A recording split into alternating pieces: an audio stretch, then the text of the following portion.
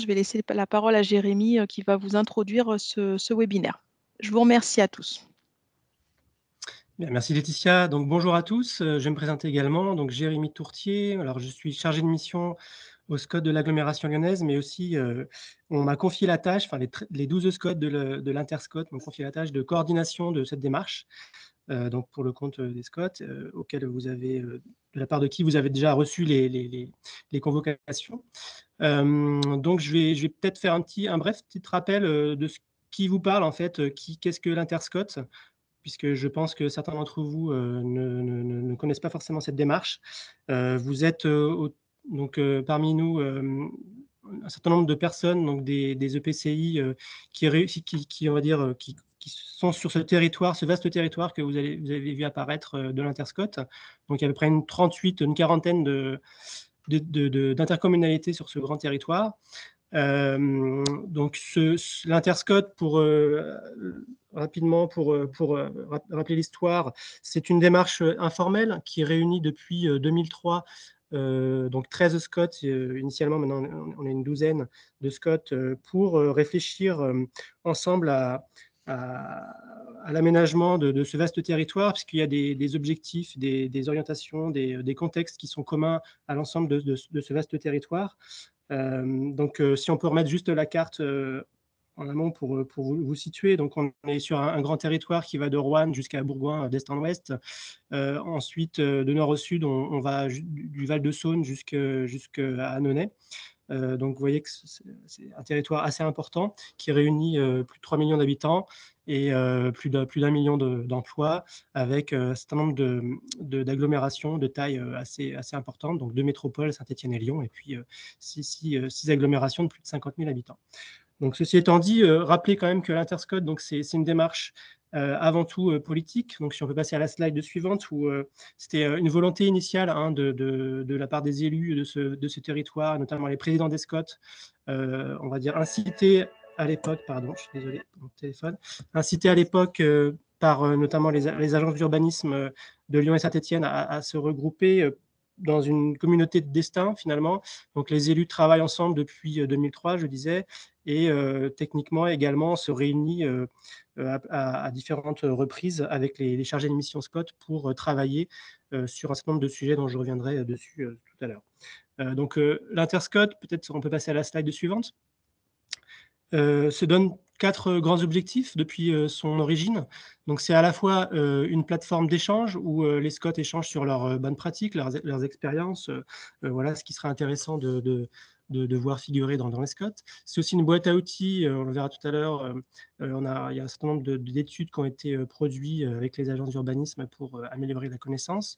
On est aussi un support de dialogue avec des enjeux communs qui se traduisent par, on verra aussi, une sorte de chapitre commun, qui est une sorte de grand document d'orientation et d'objectifs qui est repris après dans chacun des documents SCOT. Et puis, ça a aussi un rôle de porte-voix, dans le sens où les élus se sont mis d'accord parfois sur des avis communs sur un certain nombre de projets. Donc, on va passer à la slide suivante, qui va un petit peu vous permettre de voir chacun de ces grands objectifs. Donc, sur la plateforme d'échange, rappelez voilà, que nos élus se réunissent 1 à 2 fois par an pour échanger sur tous ces sujets et les travaux de la démarche.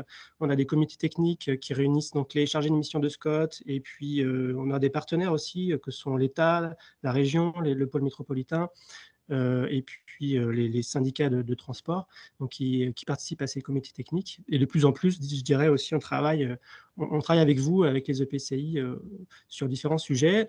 Donc cette démarche a produit plus d'une cinquantaine de travaux et d'études depuis 2004 sur divers sujets, que ce soit les mobilités, que ce soit les questions de commerce, d'urbanisme commercial. Sur l'économie aussi, on avait déjà travaillé avec un certain nombre d'entre vous. On était venu vous présenter une étude sur les transferts d'établissements. Donc il y a des guides pratiques qui sont réalisés. On fait des visites de terrain pour acculturer nos techniciens élus sur des sujets comme par exemple l'alimentation, les questions d'énergie, voilà. Donc on peut passer à la slide suivante. On est aussi, donc comme je le disais, une démarche, même si elle est informelle, qui produit des avis communs. Les élus ont fait des avis communs sur notamment une charte à l'époque pour un commerce de qualité. Qu'ils ont co-signé avec les enseignes. Ils ont donné un avis sur le schéma régional sur voilà, le SRADET. Il y a eu aussi un avis commun sur dans le cadre du débat sur le nœud ferroviaire lyonnais, etc. etc. Donc on souhaite être aussi un interlocuteur reconnu, et on l'est déjà au niveau de la région et du préfet, par exemple. Et puis dernière slide sur l'articulation des politiques. L'idée, c'est pas de faire l'Interscot n'est pas là pour, on va dire ce que doivent dire les Scots. Les Scots restent, on va dire oui, responsables et maîtres chez eux. Néanmoins, il a été décidé à l'époque, en 2003, et ça a été mis à jour, enfin 2008 et mis à jour en 2013, d'élaborer un chapitre commun. Donc, comme je le disais tout à l'heure, c'est une sorte de grand PADD à cette grande échelle qui est repris dans chaque SCOT, qui a déjà été repris dans chaque SCOT. Donc ça, c'est pour le côté, je dirais, grandes orientations, grands principes d'aménagement. Donc peut-être que c'est des choses qu'il faudrait remettre à jour maintenant avec les nouveaux modèles, les nouveaux changements de paradigme liés au changement climatique, par exemple. Mais on a aussi travaillé à l'époque sur un cahier de recommandations à destination des Scots pour que chacun harmonise son vocabulaire, sa sémiologie sur les cartes. Et ça, c'est pareil, c'est un travail qui a été repris dans les Scots. Et finalement, c'est un petit peu cette logique qu'on cherche à avoir aujourd'hui au travers de ce sujet des inventaires. On va en parler juste après. Donc, on peut passer à la slide suivante. Donc, je ne vais pas m'étendre plus sur l'Interscot. Sachez, voilà, c'était simplement pour vous rappeler d'où on parle. Vous avez un site internet, interscot.fr, voilà, sur lequel vous avez plein d'informations. Il y a une interscothèque où vous pouvez télécharger l'ensemble des productions de l'Interscot sur divers sujets. Et puis, les sites des deux agences qui nous accompagnent depuis l'origine de la démarche, qui sont les maîtres d'œuvre, je dirais, de la démarche, que sont les Purs donc, et Urbalio, dans lequel vous retrouverez aussi l'ensemble des sujets. Alors, aujourd'hui, l'objectif de la séance, donc on a souhaité et on souhaite, au niveau de l'Interscot, être de plus en plus en lien et en appui aux intercommunalités qui composent ce vaste territoire, parce que vous êtes quand même ceux qui agissent finalement. On a eu l'occasion sur d'autres sujets de faire appel à vous pour dialoguer, notamment sur les questions d'eau, sur les questions d'énergie. Les responsables des PCAET avaient été conviés à des séminaires. Et aujourd'hui, donc le sujet qui nous préoccupe tous, c'est donc la loi climat résilience. Donc certes, avec le ZAN qui s'impose à nous, zéro artificialisation nette, donc qui doit être traduit dans le SRADET, puis après dans les SCOT, et ensuite dans les PLUI et PLU. Dans cette loi figure l'obligation maintenant pour vous et pour les responsables ou les personnes compétentes en matière de zones d'activité de produire cet inventaire de zones d'activité. Donc, face à ça, on s'est dit que ça pourrait être intéressant, compte tenu du fait que demain, ces inventaires devront être transmis à l'État, mais aussi aux SCOT. Collectivement, les SCOT, les 12 SCOT de la démarche se sont dit, mais ce serait intéressant qu'on puisse, déjà, nous, à l'échelle de chaque SCOT, peut-être avoir une donnée qui soit homogène, qu'on puisse réutiliser dans nos stratégies, dans les choix que les élus feront en matière de développement économique. Et pourquoi pas pouvoir avoir un certain nombre de données qu'on puisse consolider à l'échelle interscot, mais ça, je dirais, c'est une autre étape. Donc l'idée d'aujourd'hui, c'est on a demandé aux agences d'urbanisme d'éplucher un petit peu la loi. Donc l'idée, c'est déjà de vous présenter la loi, ce qu'elle dit sur le sujet. Peut-être revenir aux objectifs, s'il vous plaît. On a aussi la volonté, donc je disais, oui, en filigrane, l'idée c'est peut-être d'harmoniser toute cette information qui est diverse selon les territoires sur ce sujet-là. Vous offrir, voilà, aujourd'hui, bon, c'est 2 heures, c'est court, mais on va essayer d'échanger un maximum, notamment via un tableau qu'on vous présentera tout à l'heure, de créer, voilà, ce partage, ce lieu d'échange avec vous et aussi les observatoires qui existent, donc sont autour de la table, notamment les services de l'État ou des départements qui ont monté ce type d'observatoire. Donc, je remercie d'être présent et d'avoir co-construit avec nous ce webinaire. Et puis, voilà, ce temps se veut collaboratif, donc il ne faudra surtout pas hésiter à prendre la parole quand on vous le permettra. Donc, voilà, donc cette réunion va se passer en 3 temps. Un premier temps, où voilà, on va vous rappeler, enfin les agences Laetitia Bouetté donc, et Sonia Martineau vont vous présenter les principaux éléments de la loi. Un deuxième temps, on va plutôt parler des observatoires qui existent sur notre vaste territoire et sur vos territoires. Et puis, un troisième temps qu'on voudra plus participatif, si on a le temps, j'espère, où l'idée, c'est de réfléchir ensemble à la possibilité de travailler sur, sans parler de la donnée, déjà une sorte de guide, un cadre méthodologique qu'on souhaiterait que les agences produisent, qui servent à tous, Scott, mais surtout à vous, EPCI, pour demain, justement, traiter de ce sujet-là. Donc un guide qui permettra d'avoir des éléments sur qu'est-ce qu'il faut mesurer, avec quel type de données, de quoi on parle quand on parle de zone d'activité, de quoi on parle quand on parle de vacances, etc. etc. Voilà, je m'en arrête là. Je vais laisser la parole donc à Laetitia et Sonia pour cette première partie. Et encore merci d'être là. Vous êtes nombreux, on est 60 aujourd'hui. Merci. Merci Jérémy pour ton introduction. Voilà, donc bonjour à tous, je suis Laetitia Bouetté. Je suis chargée d'études en économie et urbanisme à l'agence d'urbanisme de la région stéphanoise, à Épure. Et avec ma collègue Sonia Martineau, qui elle aussi est chargée d'études donc, à l'agence d'urbanisme de Lyon, de l'aire métropolitaine lyonnaise. Donc, nous allons vous présenter on va dire une vingtaine de minutes, le lien entre la loi climat et résilience et puis la notion des zones d'activité économique.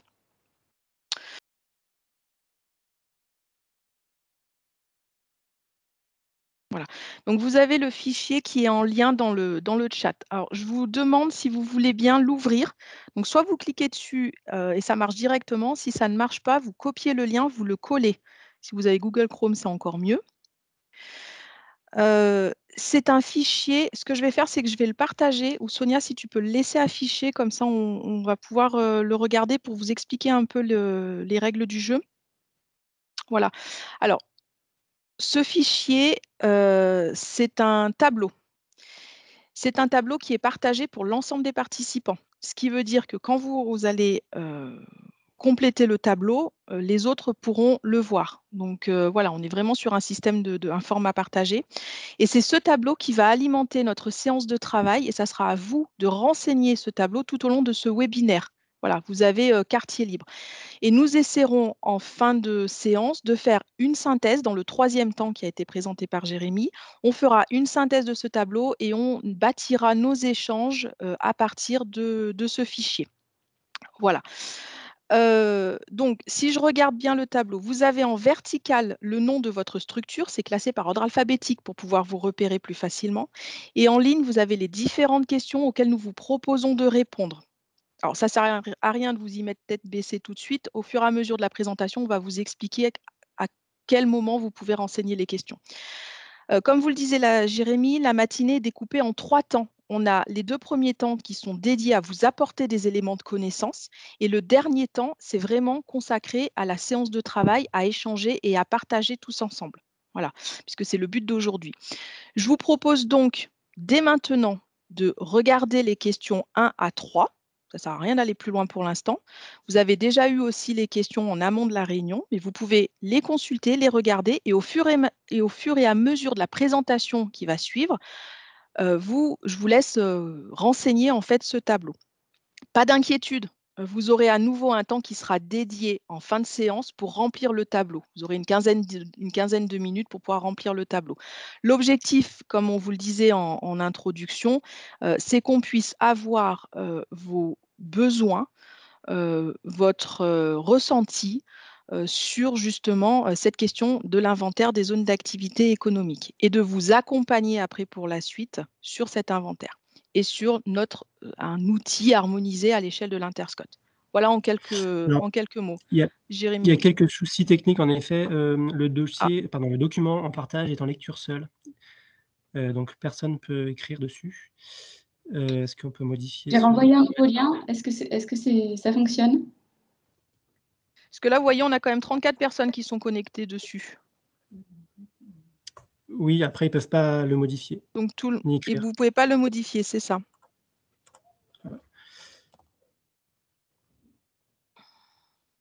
Alors, on voit des petites, vous voyez là sur l'écran, est-ce que quelqu'un peut écrire n'importe quoi dans une case? Ouais, ça marche, test. Je vois du test, cela fonctionne. Vous voyez, ça renseigne au fur et à mesure. Est-ce que...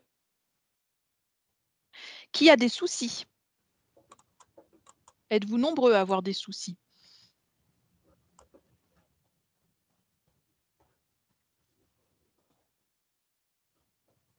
Fonctionne pas pour Madame Foinel. Il faut reprendre du coup, le nouveau lien, le dernier lien qui vous a été envoyé.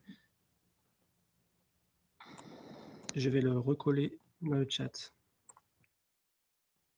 Voilà, il faut prendre ce lien.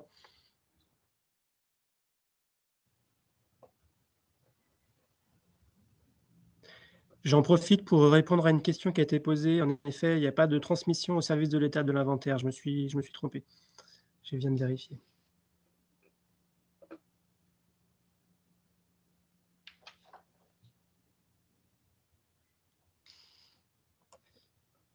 OK, donc apparemment avec le deuxième lien, ça a l'air de fonctionner. Donc on va pouvoir poursuivre. Très bien. Voilà. Et ça commence à se remplir, je vois, donc c'est parfait. On revient sur le PowerPoint?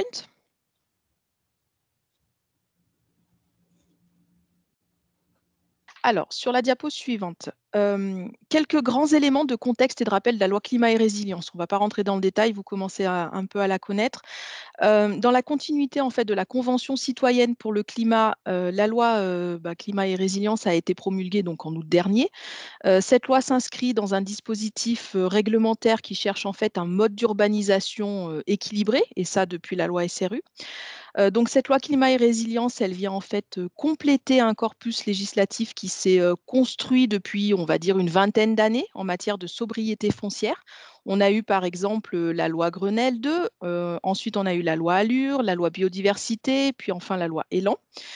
Donc on a eu il a été traité de la question de la lutte contre l'étalement urbain. On a eu aussi la thématique de la limitation de la consommation d'espace. Et aujourd'hui, cette nouvelle loi climat et résilience en fait formule un principe de lutte contre l'artificialisation. Son objectif premier, c'est bien de préserver la qualité et la disponibilité de la ressource sol, que l'on appelle aussi la trame brune. La loi pose un principe général qui est le zéro artificialisation nette. Sonia, si tu peux, merci. Le ZAN, alors ce que dit la loi, c'est que le ZAN doit être atteint d'ici 2050 par tranche de 10 ans.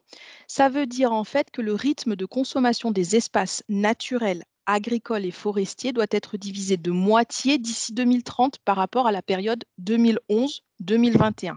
Et cette première tranche de 10 ans, c'est une période de transition. Diapo suivante, Sonia. Dans la loi, plusieurs articles forment en fait un ensemble d'outils qui vont permettre de mettre en œuvre la diminution de l'artificialisation. On a par exemple l'article 197 qui prévoit l'identification de zones préférentielles pour la renaturation. On va avoir aussi l'article 205 qui met en place des observatoires du foncier et de l'habitat. On peut citer aussi l'article 207 qui demande en fait une publication gouvernementale d'un rapport sur l'évolution de l'artificialisation des sols. Et enfin, on a l'article 222 qui, lui, va créer une section sur les friches et qui précise pour la toute première fois une définition juridique des friches. En matière de calendrier, c'est le SRADET qui va inscrire les objectifs du ZAN et c'est aussi le SRADET qui va les décliner entre les différentes parties du territoire régional.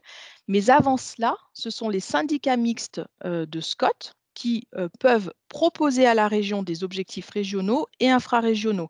Et c'est un travail qui est en cours avec la conférence des SCOT et qui doit être mené avant août 2023.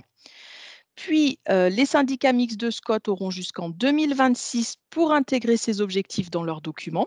Et enfin, ils seront appliqués dans les documents d'urbanisme de PLU ou de PLUI d'ici 2027. Alors, Aujourd'hui, le ZAN, et l'artificialisation, c'est pas le sujet de notre séance d'aujourd'hui. C'était juste pour vous présenter un contexte. Si vous avez des questions ou si vous avez vous souhaitez avoir des éléments complémentaires sur, cette thématique-là, vous pouvez consulter les récents travaux, notamment des agences d'urbanisme. Ces travaux sont sur nos sites internet et je vais aussi vous les mettre en lien dans le chat, comme ça vous pourrez avoir un peu plus d'éléments. Je vous fais ça en direct. Alors, une fois qu'on a posé ce contexte, on va s'intéresser à l'article 220 de la loi climat et résilience, donc article qui est à l'origine de notre séance de travail d'aujourd'hui et qui, comme le disait Jérémy, vous demande en fait de réaliser un inventaire de vos zones d'activité économique. Donc jusqu'à présent, les zones d'activité économique n'étaient juridiquement pas définies. Aujourd'hui, l'article 220 apporte une définition. Elle est quand même assez incomplète. On le verra tout à l'heure pourquoi. L'article 220 vous oblige aussi, vous, intercommunalité, à réaliser un inventaire donc, de vos zones économiques. Cet inventaire doit recenser les propriétaires et les occupants de la zone. Il doit également identifier les unités foncières qui sont vacantes. Et une fois que l'inventaire sera réalisé, eh bien, l'article 220 précise aussi les modalités de suivi et le calendrier de sa mise en œuvre. On va le voir juste après. Dernier point quand même assez important, c'est que l'article 220 apporte aussi des précisions pour les zones d'activité économique qui sont situées soit dans un périmètre qui fait l'objet d'un contrat partenarial d'aménagement, donc un périmètre PPA, soit pour les zones d'activité qui sont situées au sein de secteurs délimités par une ORT, une opération de revitalisation du territoire. Alors, comme je vous le disais, l'article 220 établit le calendrier de mise en œuvre de cet inventaire. Vous avez, à partir d'aujourd'hui, là maintenant, enfin en tout cas, vous avez jusqu'au mois d'août de l'année prochaine pour réaliser votre inventaire. À ce stade de la présentation, alors moi, j'ai pas le tableau sous les yeux, mais je pense qu'il commence à bien se remplir. Je vous invite du coup, si vous ne l'avez pas déjà fait, à renseigner donc le tableau et plus particulièrement, donc comme je vous le disais en début de séance, les questions 1 à 3 sur l'état d'avancement de votre inventaire, sur les outils, les méthodes et les moyens que vous envisagez de mettre en place ou que vous avez déjà, mobilisés. Peut-être une parenthèse par rapport au tableau, est-ce que certains d'entre vous ont des problèmes? Moi, j'arrive pas, par exemple, à scroller, à descendre. Est-ce que quelqu'un enfin, est-ce que vous pouvez nous dire si ça va de votre côté avec des pouces ou des oui? Et à ce moment-là, on continue. Il y a peut-être un problème de capacité d'accueil. On est 50 sur le même tableau, donc je sais pas. Est-ce que vous arrivez quand même à remplir de votre côté?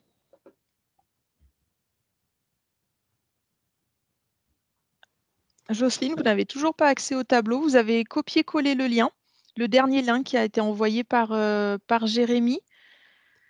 Ouais, donc il y a des problèmes pour descendre, en effet. Bon. Sachez que ce tableau vous sera, laissé, pendant toute la semaine si vous souhaitez poursuivre, et compléter, les questions. Donc, on va peut-être pas, mobiliser le temps de parole sur ce tableau. Et en effet, il faut gérer le scroll avec le zoom peut-être. Bien, on va poursuivre, sur le fond, puisque je pense qu'il y a des choses qui vous intéressent et puis, sur le tableau, si vous rencontrez des problèmes, on va essayer de les résoudre et sinon, vous y aurez accès après ce webinaire. Et voilà, ça dépend des gens, il y en a qui arrivent à descendre, d'autres pas. Donc, voilà. On va poursuivre.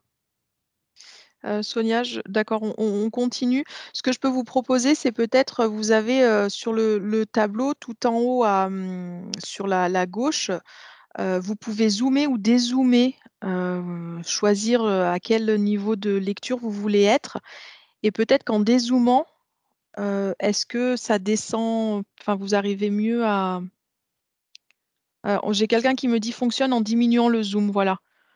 Peut-être qu'il faut faire ça, vous dézoomez, vous descendez et puis après vous rezoomez pour renseigner le tableau?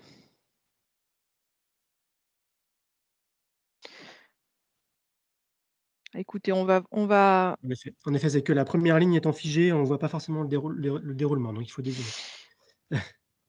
ouais, c'est ça, il faut dézoomer. Alors c'est en tout petit. Moi, c'est pareil, j'ai un peu du mal à lire. Mais dézoomez et puis comme ça, vous pourrez peut-être du coup pouvoir avoir accès. Bon, je vois que ça se remplit bien. Je poursuis la présentation, Jérémy? Oui, oui, vas-y, je t'en prie. C'est tout bon?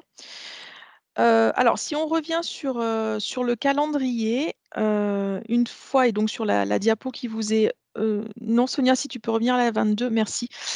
Une fois que donc vous aurez réalisé votre inventaire, vous devrez consulter donc les propriétaires et les occupants donc dans un délai de 1 mois.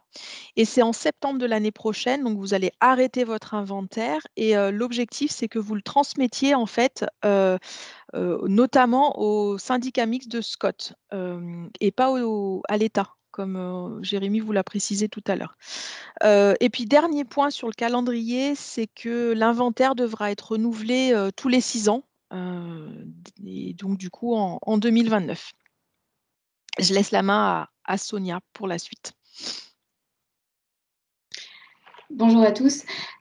Donc, si on prend un petit peu de recul sur cet article et sur ce qu'il il recouvre, en fait, on se rend compte que dans sa traduction dans le Code de l'urbanisme, il comprend en fait 2 grandes composantes.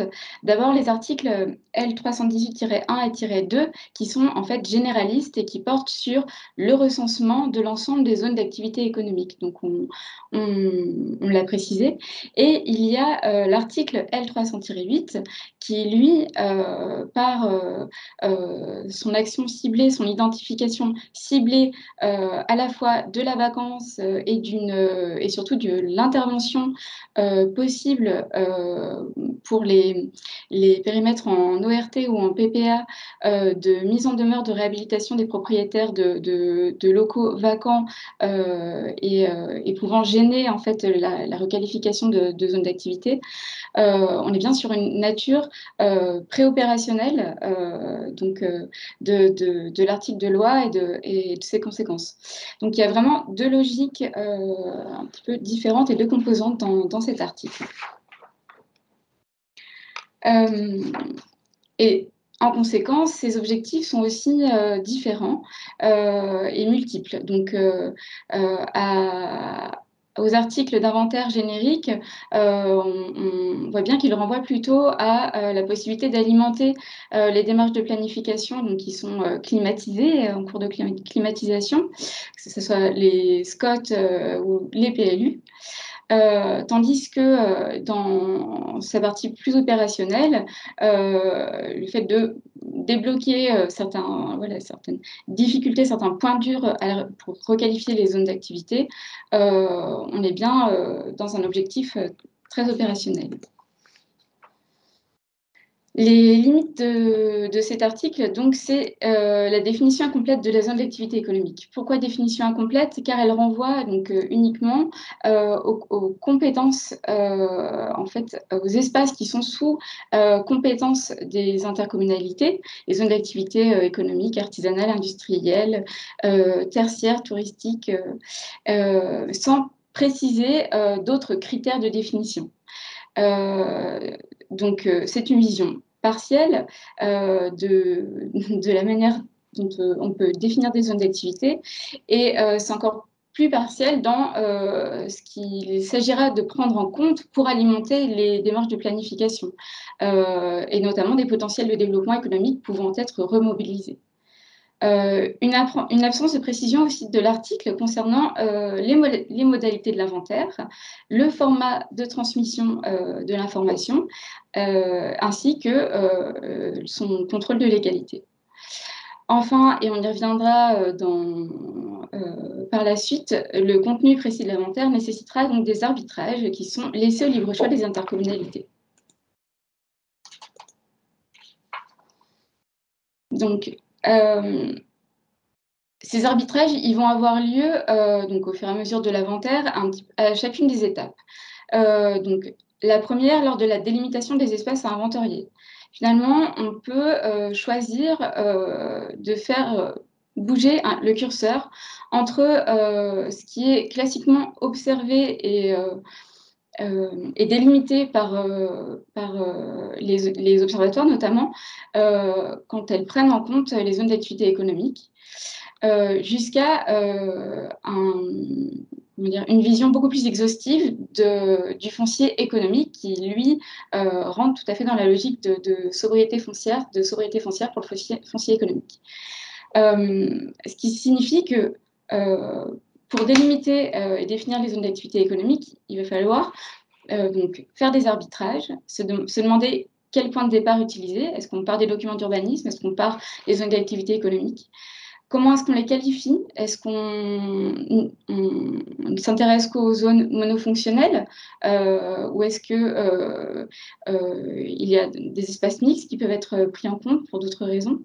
Est-ce qu'il y a aussi d'autres critères de sélection ou est-ce que l'on s'arrête dans la mesure où le choix est laissé aux intercommunalités? Donc, entre la définition de standards pour définir ces zones d'activité économique de manière harmonisée et les spécificités liées aux usages et à chacun des territoires, on voit bien l'intérêt de co-construire une définition et une méthode harmonisée. Sur les étapes suivantes, pour la production de l'information foncière, mais aussi sur l'occupation et l'identification des espaces vacants, là aussi, le curseur entre ce qui est aujourd'hui utilisé, mobilisé dans le cadre des observatoires, ce qui est demandé par l'article de loi, à savoir dans le cas des, par exemple, des occupants, il va s'agir de rentrer par l'entrée fiscale, par les fichiers fonciers pour leur identification. Et on pourrait aussi aller beaucoup plus loin dans la logique sur l'occupation pour intégrer finalement aussi les questions d'occupation globale du site pour entrer dans une logique plus environnementale de ces espaces. Pour la question des espaces libres ou vacants, là aussi, le gradient il peut évoluer des terrains non bâtis, du foncier libre, classiquement observé, jusqu'à donc, ce qui est proposé par le texte de loi, l'identification des terrains vacants, inoccupés, depuis plus de 2 ans. Mais là aussi, peut-être quelque chose de partiel, puisque dans ce qui est sous-entendu, c'est peut-être d'aller plus loin dans l'étude de cette occupation et surtout des capacités de redévelopper les zones d'activité économique en densifiant, en exploitant certains espaces à recycler, en recyclant les friches, etc. Ce qui signifie que répondre à cette obligation d'inventaire va nécessiter en fait de se poser la question de l'utilité en fait pour chaque intercommunalité et qui peut recouvrir en grossissant un petit peu le trait de logique, une option stricte, identifier de nouvelles opportunités foncières pour recycler les locaux vacants et optimiser l'usage des zones d'activité économique. L'inventaire au sens strict en partant du critère fiscal, ou alors réaliser un inventaire en élargissant à d'autres composantes qui sont utiles pour les intercommunalités, pour aller chercher à remobiliser plus largement du foncier, et là, se servir de l'inventaire pour élaborer une stratégie de mise en œuvre du ZAN sur le volet du foncier économique. Et ces 2 options induisent une architecture de l'inventaire et des données mobilisées différentes. Je vais laisser la parole à Laetitia pour poursuivre. Oui, alors, si vous voulez bien, pendant que Sonia vous présentait les derniers éléments, j'ai consulté le tableau. Donc, je vous remercie à tous de jouer le jeu et de bien remplir le fichier. J'ai l'impression que ça marche bien pour tout le monde. Ce que l'on retient de vos renseignements là, c'est que la plupart vous n'avez pas commencé ou alors vous êtes en cours de réaliser votre inventaire. Voilà, c'est une démarche qui est toute récente et pour certains, ça fonctionne bien, c'est en cours et puis pour d'autres, c'est des travaux qui vont démarrer incessamment sous peu, on va dire au printemps. Ce que l'on retient aussi de manière générale, c'est que la plupart, vous allez le faire en interne à vos services. Vous n'êtes pas nombreux à solliciter un prestataire extérieur, cabinet d'études ou agence d'urbanisme. Voilà, c'est ce qu'on retient. Et puis, sur les moyens et le que vous allez mettre en œuvre, alors bon, pour ceux qui n'ont pas encore, commencé, i c'est pas encore déterminé, mais pour la plupart d'entre vous, ce sont principalement les services économiques qui vont, réaliser cet inventaire et certains avec, en lien avec les services aménagement donc du coup de vos intercos. Voilà ce que l'on peut dire à cette, étape-là. On souligne aussi, que certains, sont friands, enfin, en tout cas, sont intéressés pour avoir, un accompagnement et en tout cas, une méthodologie, qui pourrait être commune à l'échelle de l'Interscot. Voilà, ça je l'ai vu passer, plusieurs fois. Donc un intérêt qui est porté, pour faire les choses, de manière, commune et ensemble.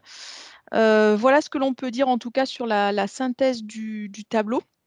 Je ne sais pas à ce stade, on a le temps si vous le souhaitez. Alors, 2-3 questions voilà, peut-être? si Oui. vous avez 2-3 questions par rapport à la présentation qui a été faite ou des compléments dont vous avez besoin avant de passer au 2e temps de la matinée. On peut se donner, je regarde le chrono, on peut se donner 5 minutes. Est-ce que certains veulent réagir? Alors vous pouvez pour ça, lever la main, dans l'outil et puis on vous laissera la parole. Vous allumez, caméra et micro et puis on peut vous laisser la parole. Si vous ne souhaitez pas intervenir, vous pouvez poser vos questions dans le chat. Ah, la première question est toujours la plus Voilà, difficile. n'hésitez pas.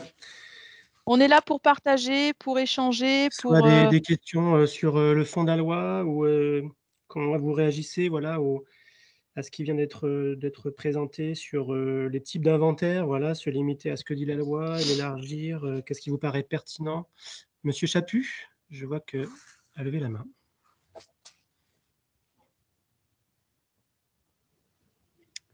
Donc je ne sais pas qui donne le micro à monsieur Ah, Chaput? alors monsieur Chaput, si vous pouvez vous déconnecter votre micro, Au contraire, je ne l'avais pas allumé, veuillez m'excuser. Vous m'entendez? c'est tout Oui, bon. très bien. Voilà, oui, bonjour à toutes et à tous. Merci pour cette présentation très, très claire, très pertinente. Moi, j'ai juste une réaction comme ça à chaud. Je constate que la loi, finalement, n'est pas très précise. Elle laisse un certain nombre de marges de manœuvre aux EPCI, et notamment pour ce qui concerne les modalités d'inventaire. Bon, c'est plutôt une bonne chose pour la liberté de, je dirais, d'action, mais est-ce qu'on risque pas d'avoir des diversités, des disparités dans les inventaires d'un territoire à l'autre, etc. Ce qui risque de nous compliquer un peu la tâche lorsqu'on va devoir harmoniser un petit peu tout ça dans le cadre du STRADET. Voilà, c'est ça ma question. Et puis j'ai une autre question peut-être d'ordre plus procédural. Vous savez que notre SCOT est en cours de révision. Nous avons un délai très court pour approuver la révision et elle sera sans doute approuvée avant l'approbation de la révision du STRADET.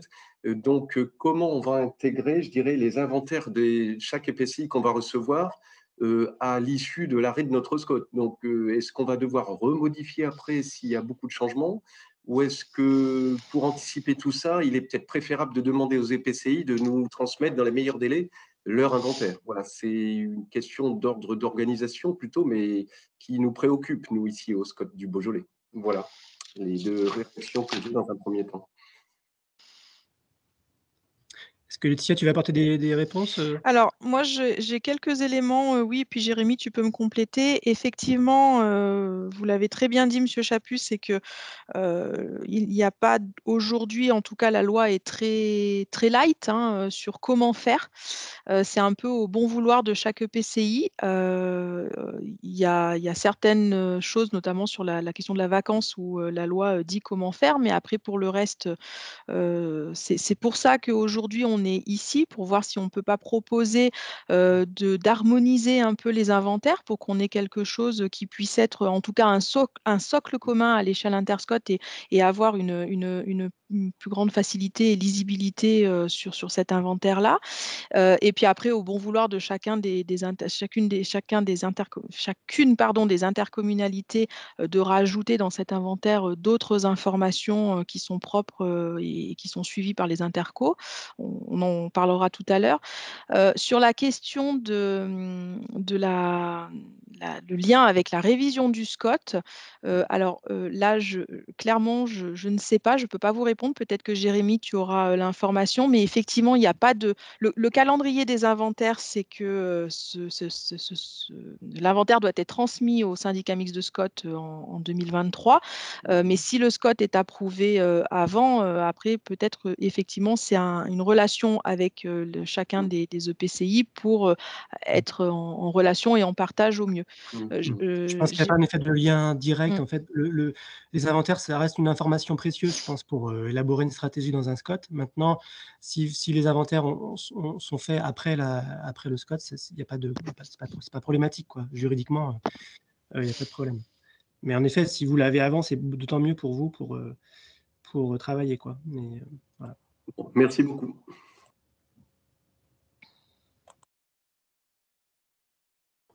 Pardon, oui, donc monsieur Mathieu Baudard qui veut prendre la parole. Oui, merci. Bonjour à tous. Je souhaitais simplement savoir si l'inventaire devait aussi comprendre les zones en projet à l'échelle, on va dire, à l'échelle de la durée d'un SCOT sur une dizaine d'années, on va dire. Alors, effectivement, c'est une très bonne question, puisque l'inventaire, doit prendre en compte, toutes les zones économiques et j'insiste pour dire que dans toutes les zones économiques, on a aussi les zones commerciales. La question des zones en projet, la question des espaces qui sont, mixtes, dans, le tissu urbain, mais qui ne sont pas classés, purement éco, tout ça, on s'est posé la question et je reviens toujours à la même chose, d'où l'intérêt d'avoir, il n'y a pas de règles, par rapport à ça. C'est, comme je le dis, c'est l'EPCI qui choisit d'intégrer ou pas ces espaces en projet. Je pense qu'il y a tout intérêt à les intégrer, c'est mon avis professionnel, mais effectivement, c'est d'où l'intérêt en fait d'aller vers une harmonisation des inventaires à l'échelle de l'Interscot. C'est pour qu'on puisse justement, trancher sur, toutes ces questions. Qu'est-ce qu'on entend par zone d'activité économique? Jusqu'où on va? Est-ce qu'on s'entend juste sur le périmètre de zonage? Enfin le zonage, je veux dire du document d'urbanisme. Est-ce qu'on prend en compte aussi, l'entreprise isolée,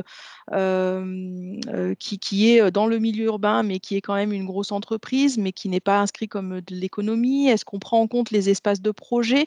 Voilà, donc aujourd'hui, pour vous répondre, la loi ne précise rien par rapport à ça. C'est un des manques de la loi et c'est à la, comment dire, à l'EPCI, enfin à l'intercommunalité de prendre cette décision-là. Voilà, d'où l'intérêt, peut-être, voilà, d'aller vers une harmonisation à l'échelle interscot pour que tout le monde puisse avoir, la même définition de qu'est-ce qu'une zone d'activité économique, qu'est-ce qu'on entend, quelle délimitation, enfin jusqu'où on va en fait, dans nos inventaires, et puis ça dépend aussi de ce que veut montrer, le PCI. Est-ce que c'est OK pour vous? Oui, merci. Ça montre quand même une certaine complexité dans l'approche et Tout à surtout fait, le flou de la loi. tout à fait. Mmh. Exactement.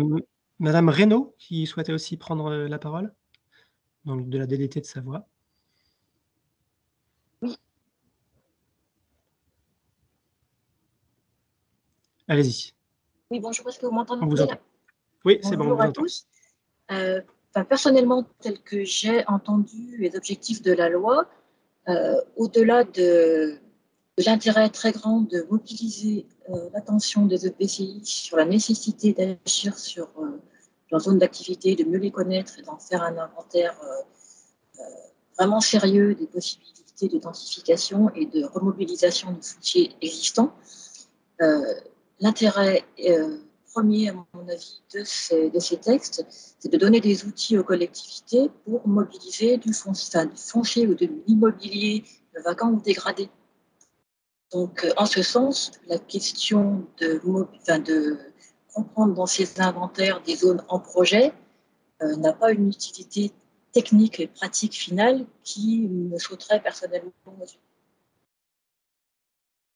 C'était juste une remarque sur ce sujet-là, et les questions que j'ai en contact avec les EPCI portent plus sur les moyens techniques d'avoir connaissance de la cotisation foncière des entreprises et du lien à faire avec la DGFiP, plutôt que se poser des questions sur le périmètre même de cet inventaire.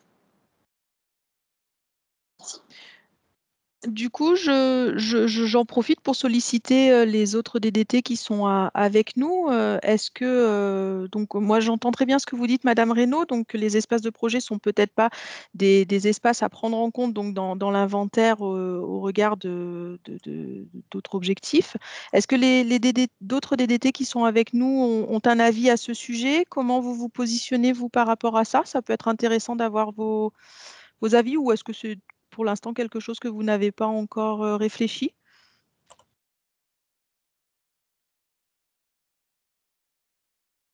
Non? Bon. Toujours est-il que côté Scott, en tout cas, ça peut être une information qui nous sera utile. En effet, au-delà de l'objectif qui est en effet d'éviter d'artificialiser demain, mais on a quand même cette information dans les Scott qui nous paraît essentielle pour avoir des projets cohérents à l'échelle de plusieurs intercommunalités. Oui, alors il y a monsieur ou madame Sano. Oui, bonjour. Jérôme Algrin, c'est de la DDT de l'Isère pour le service aménagement Nord-Ouest. Simplement, alors sans dire de doctrine à ce stade-là, parce que j'ai l'impression que voilà, on n'a pas de, en tout cas dans le département de l'Isère, nous n'avons pas de doctrine claire sur l'inventaire des zones d'activité économique et sur les critères.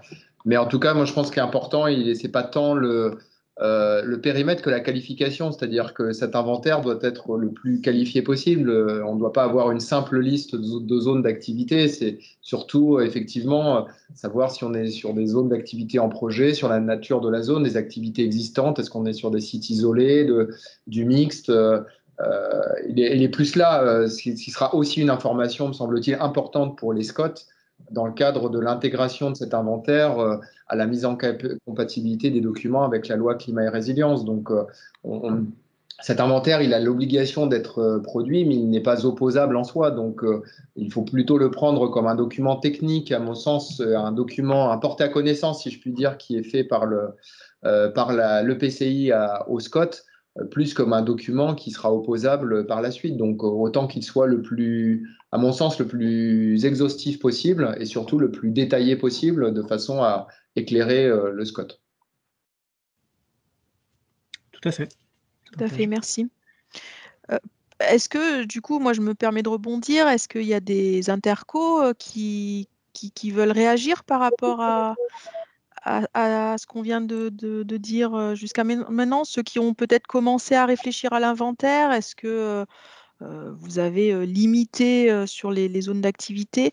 Madame Reynaud, je vois que vous voulez réagir. Allez-y. Oui, effectivement. C'est vrai qu'il serait intéressant qu'on en parle aussi entre DDT sur la manière d'approcher ces textes tels qu'ils ont été écrits aujourd'hui. Pour moi, le texte il est relativement clair sur le contenu de l'inventaire, c'est-à-dire tout de même un état des unités foncières avec propriétaires et occupants, et un état de la vacance assis sur la fameuse cotisation foncière des entreprises.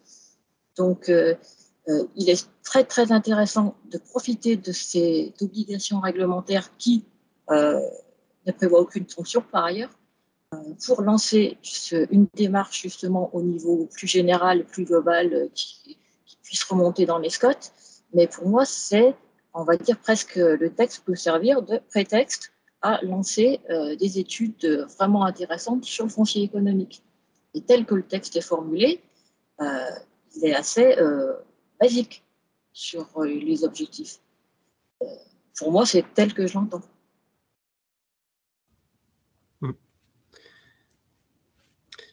En effet.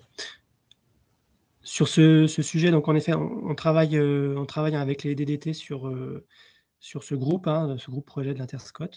On poursuivra les échanges avec vous. L'interlocutrice qui réunit les DDT, c'est Laurence Roch de la DDT qui représente les DDT au sein de l'Interscot, c'est Laurence Roch, mais voilà, on vous associera bien évidemment indépendamment chacun des DDT. Est-ce qu'il y a d'autres questions importantes? Sinon, on peut passer peut-être à la suite.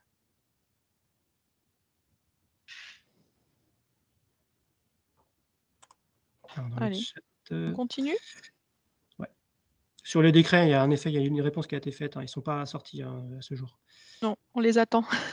Il y a 3 décrets, mais qui ne portent pas déjà sur ce sujet-là, qui Mm. sont encore en concertation, mais il n'y a pas de...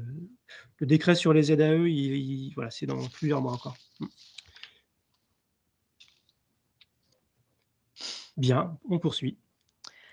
Allez, ce qu'on peut faire, c'est que je vous propose qu'on passe au deuxième temps de la matinée. Alors là aussi, on va essayer d'être assez rapide. Donc ici, en fait, il s'agit de vous présenter quelques outils d'observation des zones économiques qui sont mobilisés et mis en place au sein donc, de l'aire métropolitaine Lyon-Saint-Étienne. Alors, on va d'abord faire un tour d'horizon rapide et synthétique de l'observation actuelle et après, nous illustrerons nos propos avec 2 exemples, celui de Lozar qui est mis en œuvre par la DDT 69 et l'exemple aussi, les travaux du département de l'Ain. Donc, comme tout à l'heure, Sonia, si tu peux passer à la diapo suivante, s'il te plaît, merci.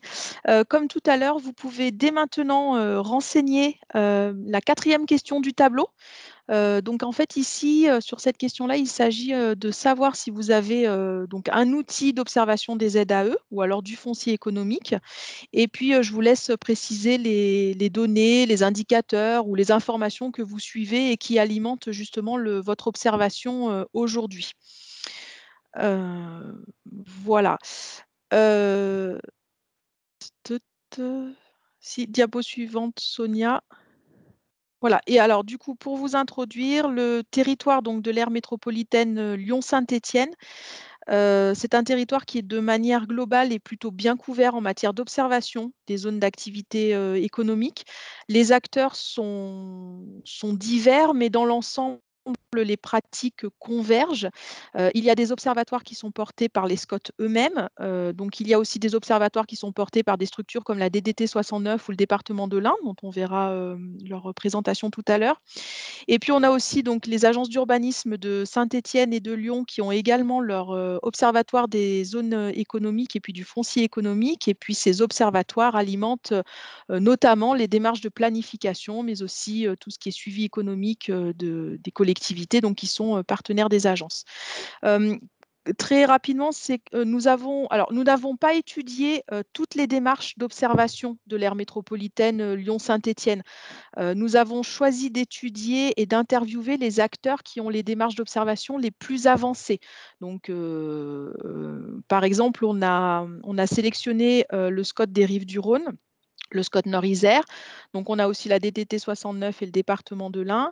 Et puis, nous avons également fait, donc, du coup, un état des démarches d'observation que nous, agence d'urbanisme de Saint-Étienne et de Lyon, nous menons au quotidien. Et ici, en fait, là, maintenant, ce qu'on va faire, c'est qu'on va vous présenter un tour d'horizon des données qui sont communes à chacun des observatoires que l'on a étudiés, et puis les particularités quand il y en a, les petits plus. Voilà, on a retenu 6 thématiques. On a observé ce qui se passait, quels sont les périmètres d'études qui sont observés aujourd'hui. Comment est observé le tissu d'entreprise, comment est observé le foncier, l'immobilier, la vacance et la fiscalité. Et tout ça, bien sûr, en lien avec ce que demande la loi. Voilà, je laisse la main à Sonia. Merci Laetitia. Donc, concernant le périmètre d'étude, la définition finalement des zones d'activité qui est utilisée par les observatoires, le tronc commun, c'est les zones d'activité économique telles que définies dans le texte de loi en rapport au statut, donc qui sont souvent définies à partir des documents d'urbanisme, la plupart du temps. C'est le socle commun. La particularité, c'est que les zones commerciales ne sont pas toujours inclus, et donc les zones commerciales et de loisirs, ne sont pas toujours incluses. Là aussi, les quartiers mixtes dont on parlait tout à l'heure peuvent être intégrés aux observatoires et ne pas l'être. Les espaces en projet, on en parlait, là aussi, il s'agit de cas particuliers, ça ne fait pas partie du tronc commun. Il y a parfois des établissements isolés, donc des entreprises qui ont un seul ténement important qui peuvent être intégrés, bien qu'il s'agisse de ténements entièrement privés et pas forcément mis en disponibilité par une création des intercommunalités.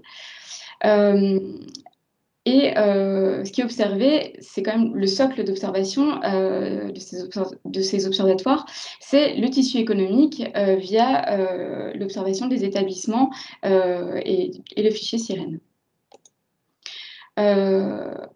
L'observation du foncier pour ces espaces, alors, les parcelles sont utilisées pour la plupart des observatoires. Les SIG sont mobilisés. Les disponibilités foncières dans les zones d'activité économique sont suivies par la plupart des observatoires. Là où il y a des particularités, c'est sur l'utilisation de ces données foncières et puis leur actualisation. Là aussi, on voit qu'il y a un premier jalon d'observation foncière qui est posé au sein de la plupart des observatoires, mais qui, aujourd'hui, n'est pas encore suffisamment développé pour répondre à l'objectif de loi. Sur l'immobilier, donc qui n'est pas du tout demandé par l'inventaire, mais qui est une entrée qui se développe de plus en plus au sein des observatoires. Donc, c'est un suivi récent, donc embryonnaire. Il peut y avoir une entrée thématique sur les espaces commerciaux, le suivi des marchés de transactions immobilières, le suivi de la construction neuve pour certains observatoires. Et donc là, par contre, il n'y a pas du tout de méthode commune ni de socle commun. Laetitia, Oui, je cherchais mon micro. Les 2 dernières thématiques, c'est l'observation de la vacance immobilière et puis l'observation de la fiscalité. Donc, c'est ce qui concerne directement, quand même ce que demande la loi dans le cadre de la réalisation de l'inventaire. On retient que la vacance immobilière est suivie et analysée de manière plutôt ponctuelle, au gré des besoins et surtout sur des périmètres qui sont restreints. En revanche, les friches sont de manière générale bien identifiées et puis ce sont c'est une thématique qui est bien suivie par les différents observatoires. Le petit plus, ça va concerner le syndicat mixte du SCOT des Rives-du-Rhône qui réalise un suivi régulier de la vacance commerciale avec des visites terrain.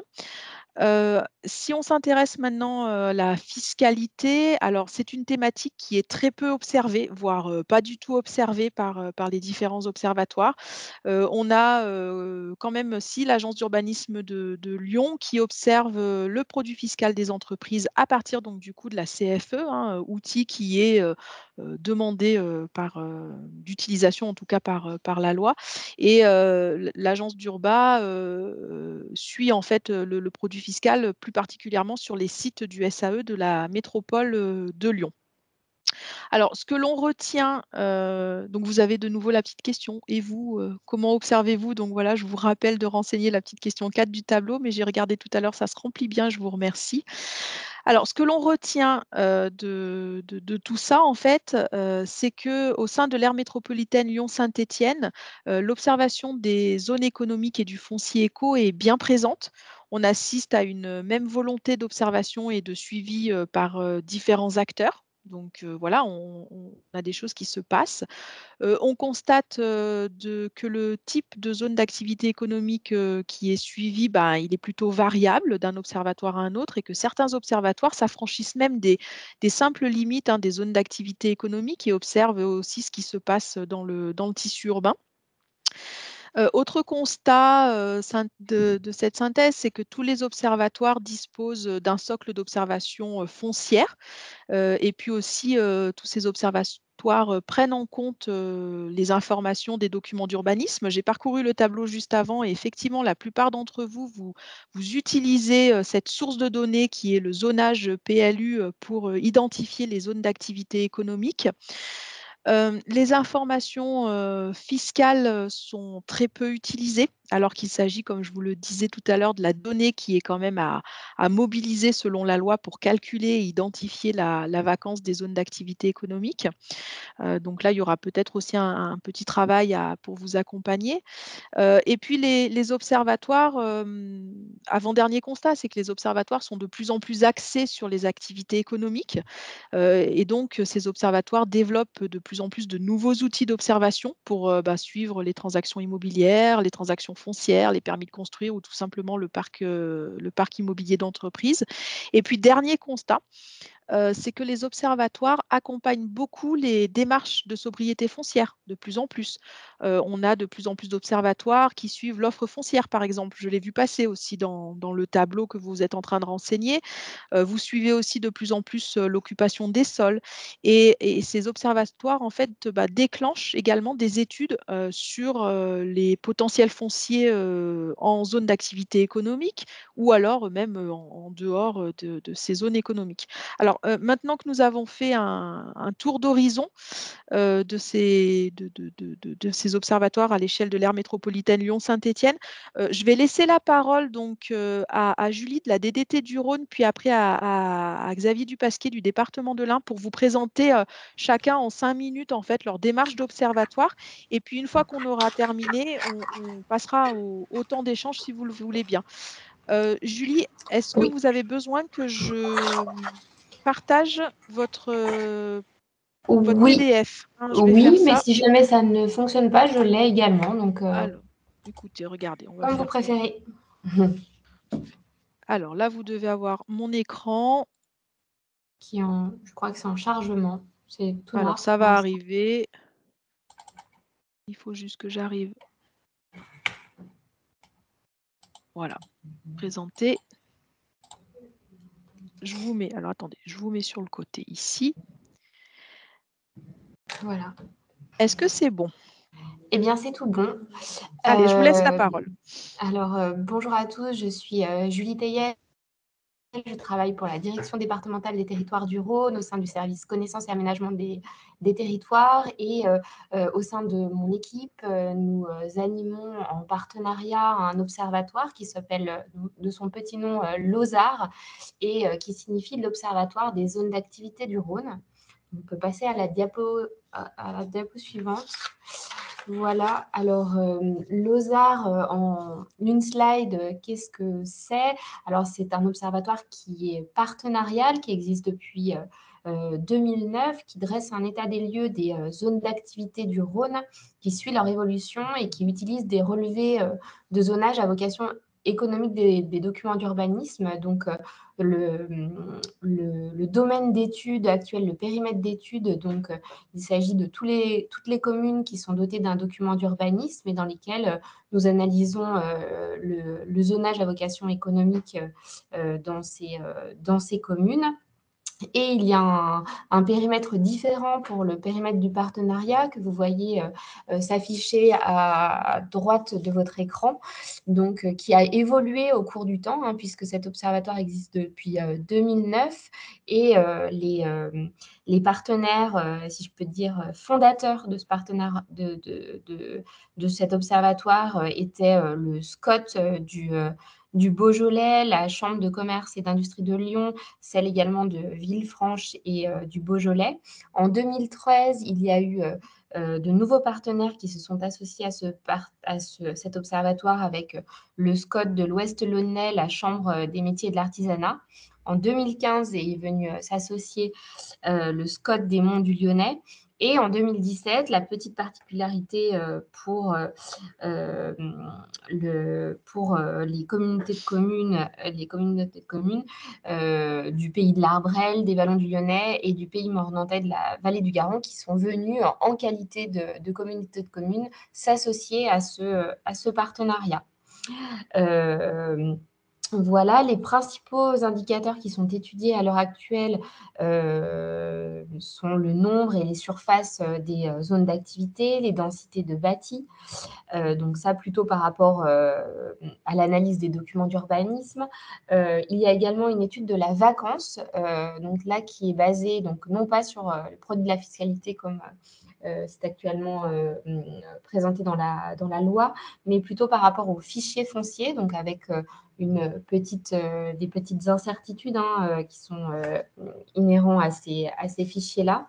Il y a également la typologie des établissements et les nouvelles données que nous avons incorporées depuis l'an passé sont les données liées à l'emploi via une convention que nous avons signée avec l'URSSAF, étant donné qu'il s'agissait de données qui étaient intéressantes pour les partenaires. Voilà, on peut passer à la slide d'après. En matière de ZAE, c'est une question qui a été évoquée tout à l'heure, c'est de quoi parle-t-on? Alors, la définition des ZAE au sens de l'OSAR, donc c'est les zones que l'on retrouve répertoriées dans les documents d'urbanisme. Nous répertorions les ZAE que l'on appelle actives, donc les parcelles qui sont situées sur des zonages U ou AU déjà investis, donc urbanisés. Et il y a également un repérage des zones d'activité en projet. Et donc, il s'agit des parcelles qui sont situées sur des zonages à urbaniser, mais non investis. Voilà. On peut passer à la slide suivante. Et dans le cadre de cet observatoire, l'idée, ce n'est pas forcément d'avoir qu'un inventaire des données, mais aussi de développer des outils, de la méthode, de la valorisation des données. Donc, nous produisons des fiches territoriales par EPCI qui répertorient un petit peu les données générales, donc qui peuvent être utilisées par les élus, les techniciens des collectivités, mais qui sont aussi utilisés côté service de l'État pour accompagner justement les collectivités dans leur démarche. Il y a également des études qui étaient faites initialement par millésime tous les 3 ans et que nous produisons depuis 2020 tous les ans et qui présentent une synthèse un petit peu des principales évolutions de ces chiffres. Donc là, on mentionne également donc, la nouveauté à partir de 2020 donc, sur l'introduction des données sur l'emploi grâce à l'échange de données avec l'URSSAF. Et en cours d'élaboration est également engagée la production d'un guide qui vise à accompagner les acteurs dans le cadre de l'élaboration de leur schéma d'aménagement économique. Donc ça, c'est un travail qui est en cours. Nous sommes en train de travailler sur ce sujet. Et dernier outil développé, une cartographie dynamique sur l'outil GeoIDE qui recense pas l'intégralité des données, mais une bonne partie pour se donner une idée des zones d'activité sur le territoire. Voilà, j'en ai terminé de la présentation de l'OSAR très synthétique. Alors, je vous remercie. Voilà. Je vais laisser la parole du coup. Alors, attendez, il faut juste que. À Xavier Dupasquier. Oui, bonjour, vous m'entendez, c'est bon? C'est tout bon, on vous entend. Est-ce qu'on a des documents? Alors, c'est Sonia. Sonia doit avoir les éléments, sinon voilà, Sonia, je te main. laisse prendre la main dessus. Peut-être il y a une petite question pour la DDT du Rhône, du coup. Est-ce qu'il y a Mathieu Baudard qui demande si on peut avoir le lien vers les fiches EPCI de l'OSAR? Oui, c'était ce que j'étais en train de chercher. Donc, elles sont disponibles sur le site internet des services de l'État du Rhône, sur lequel on retrouve une page dédiée à l'OSAR qui recense les outils et les productions de données de l'Observatoire. Mais j'allais le mettre dans le chat. Parfait, le lien. super. Merci beaucoup. Oui, Laetitia, Xavier, j'ai pas la présentation accessible rapidement. Xavier, est-ce que vous l'avez? Il faudrait me donner la main. Parce que là, je vois pas comment la prendre. Donc, en haut de... Ouais, mais j'ai plus le bouton pour pouvoir prendre la main.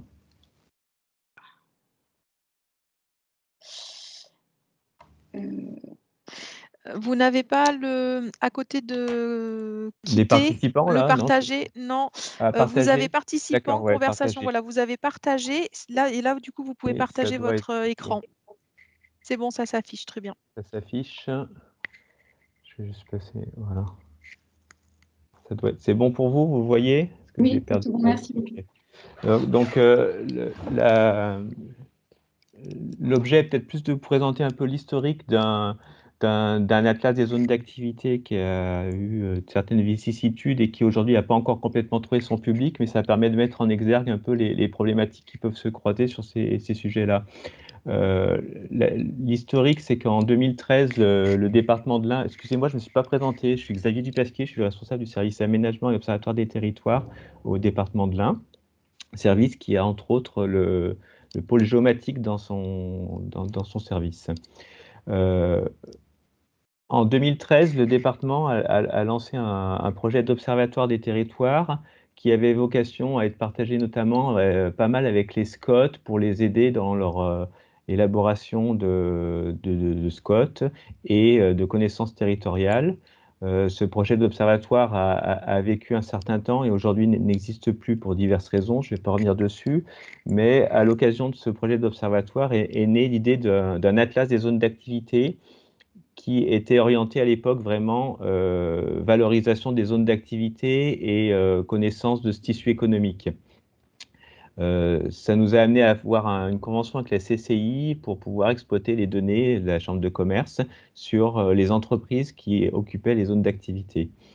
Ce projet a de la même façon été un peu en stand-by pendant plusieurs années et puis a repris autour des années 2019 à l'occasion de la création du réseau foncier de l'Ain.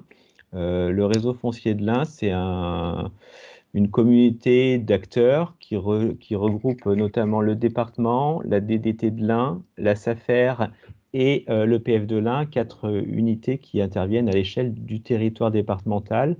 Et on s'est donné pour vocation de créer de la connaissance, de la partager et de créer une certaine dynamique autour de la problématique de la gestion du foncier à l'échelle du territoire. Dans ce cadre-là, on mène divers travaux et on essaye d'organiser une fois par an un séminaire auquel sont souvent associés les EPCI, les SCOT, entre autres. À cette occasion-là, on a relancé l'Atlas des zones d'activité en se disant c'est un outil qui est intéressant parce qu'il montre un morceau du territoire, les zones d'activité. Il y a une entrée économique, certes, parce que ça intéresse les EPCI, mais ça nous permet aussi de travailler sur la problématique de cette gestion du foncier. Donc, on a réactivé l'outil, on avait aussi d'autres fonctionnalités dans nos outils SIG qui permettaient d'aller un peu plus loin pour arriver à un outil aujourd'hui qui a, je vais directement venir comme ça, une entrée par la zone d'activité, comme on le voit en haut à gauche. C'est vraiment une entrée atlas cartographique à la base, hein, dans lequel on a identifié toutes les zones d'activité, comme pour le Rhône, sur la base des documents d'urbanisme. On n'a pas trop compliqué les choses. Et on a commencé par catégoriser les zones d'activité au regard du tissu économique qui les occupait, afin de classer les zones d'activité suivant une famille d'activités, transport, commerce, construction, industrie, agriculture, services ou mixte, lorsque il n'y a pas une dominante qui ressort, une dominante d'activité. Ça permet déjà d'avoir une information sur ce tissu économique et cette caractérisation est faite par le nombre d'emplois qui sont localisés dans ces zones d'activité, ou on peut la faire également sur la surface occupée par ces types d'entreprises. Ça, c'est un petit peu ce qu'on avait à l'origine en 2012, qu'on a réactivé. Et puis, on a essayé d'avoir une approche beaucoup plus foncière, en intégrant à la fois des données cadastrales, les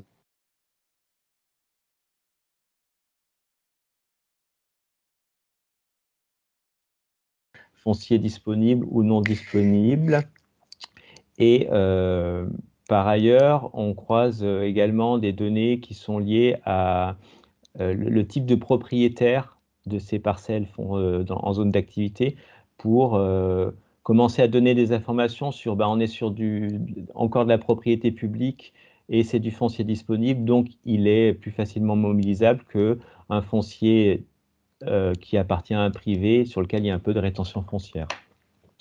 Cet outil aujourd'hui nous permet aussi de générer un certain nombre de synthèses. Ici, vous voyez en vision camembert sur un territoire la répartition du foncier, du nombre d'entreprises par catégorie de métiers.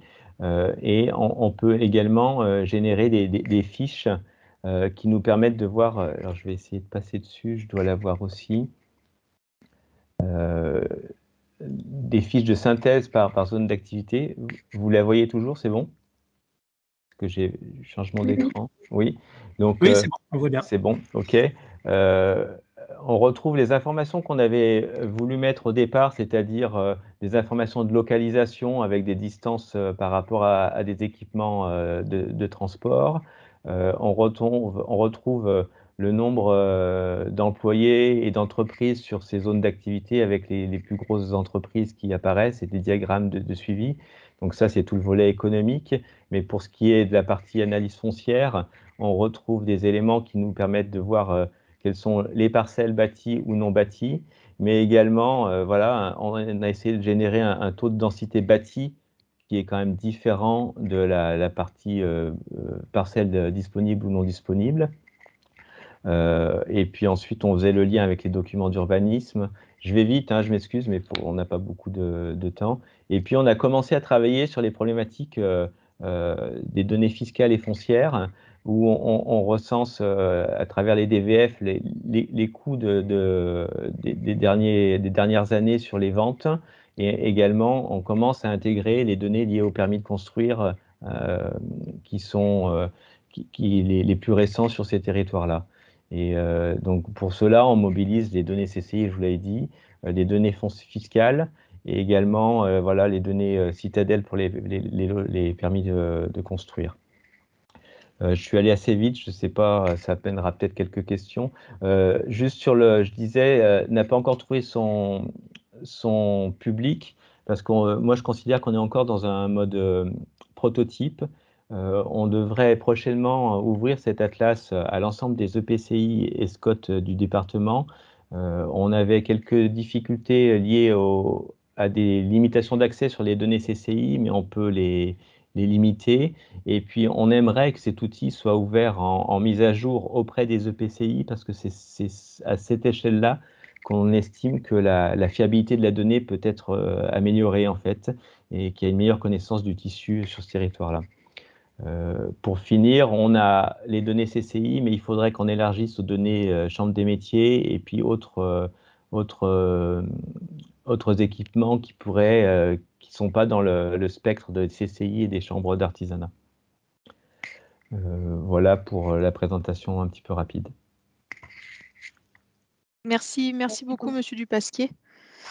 Ce que je vous propose très rapidement. Excusez-moi, Oui. juste un dernier petit complément. Je vais vous mettre quand même sur le lien. J'ai une petite vidéo qui présente l'atlas un peu plus en détail. Je vais le mettre sur le partage.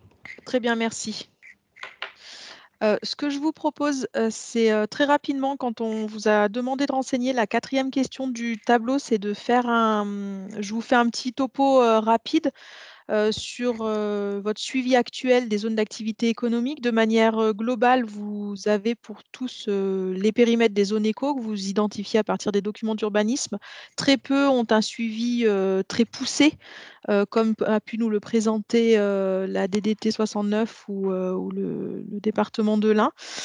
Voilà. Et puis, ce que je vous propose, c'est, est-ce que vous avez, on a 5 minutes si vous avez des questions par rapport à ce qui vous a été présenté par nos intervenants. Voilà, on peut se donner 5 minutes et puis après, on passe à la dernière demi-heure. Est-ce que certains d'entre vous ont des questions, des compléments, des interrogations?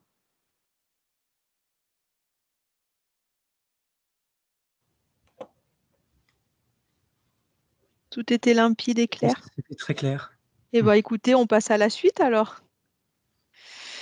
Alors là, on va rentrer un peu dans le dur, mais je trouve qu'on a quand même bien échangé jusqu'à présent sur plutôt ce 3e temps où on va plus vous solliciter et on réfléchit, est-ce que pour vous, il y a un intérêt de travailler et d'aller vers un outil harmonisé à l'échelle de l'aire métropolitaine Lyon-Saint-Étienne? Je ne sais pas, Jérémy, est-ce que tu veux dire quelques mots ou Oui, pas? donc j'ai parcouru rapidement le questionnaire en ligne et en effet, bon, il y a plusieurs EPCI qui sont intéressés en effet pour ce travail collaboratif. Donc merci encore hein, d'avoir joué le jeu.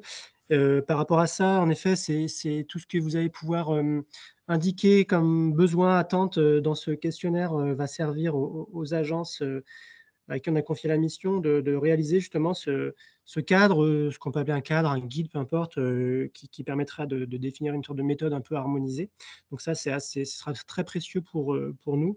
Et donc voilà, ce cadre, il permettra peut-être de vous donner des informations sur les infos à mobiliser, à recueillir, c'est quoi, quel mot, enfin, qu'est-ce qu'on définit comme zone d'activité économique, la vacance, c'est quoi, il s'agira aussi de regarder un petit peu comment on peut harmoniser les modèles de données SIG qui existent, etc., etc. Donc, ça vous permettra d'avoir des billes et d'avoir une sorte d'harmonisation, en effet, dans la donnée pour la mise en œuvre des inventaires et puis plus généralement après pour la planification dans les SCOT.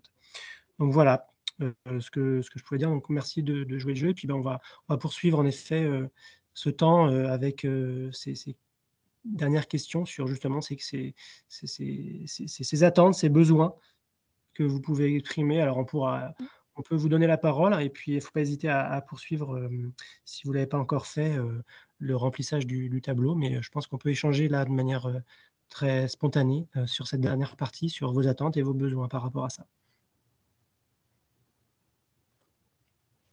Donc, n'hésitez pas à prendre voilà, la parole.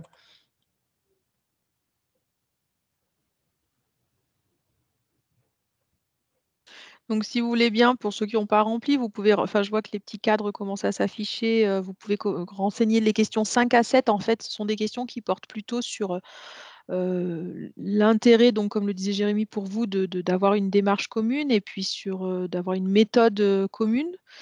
Et puis, est-ce que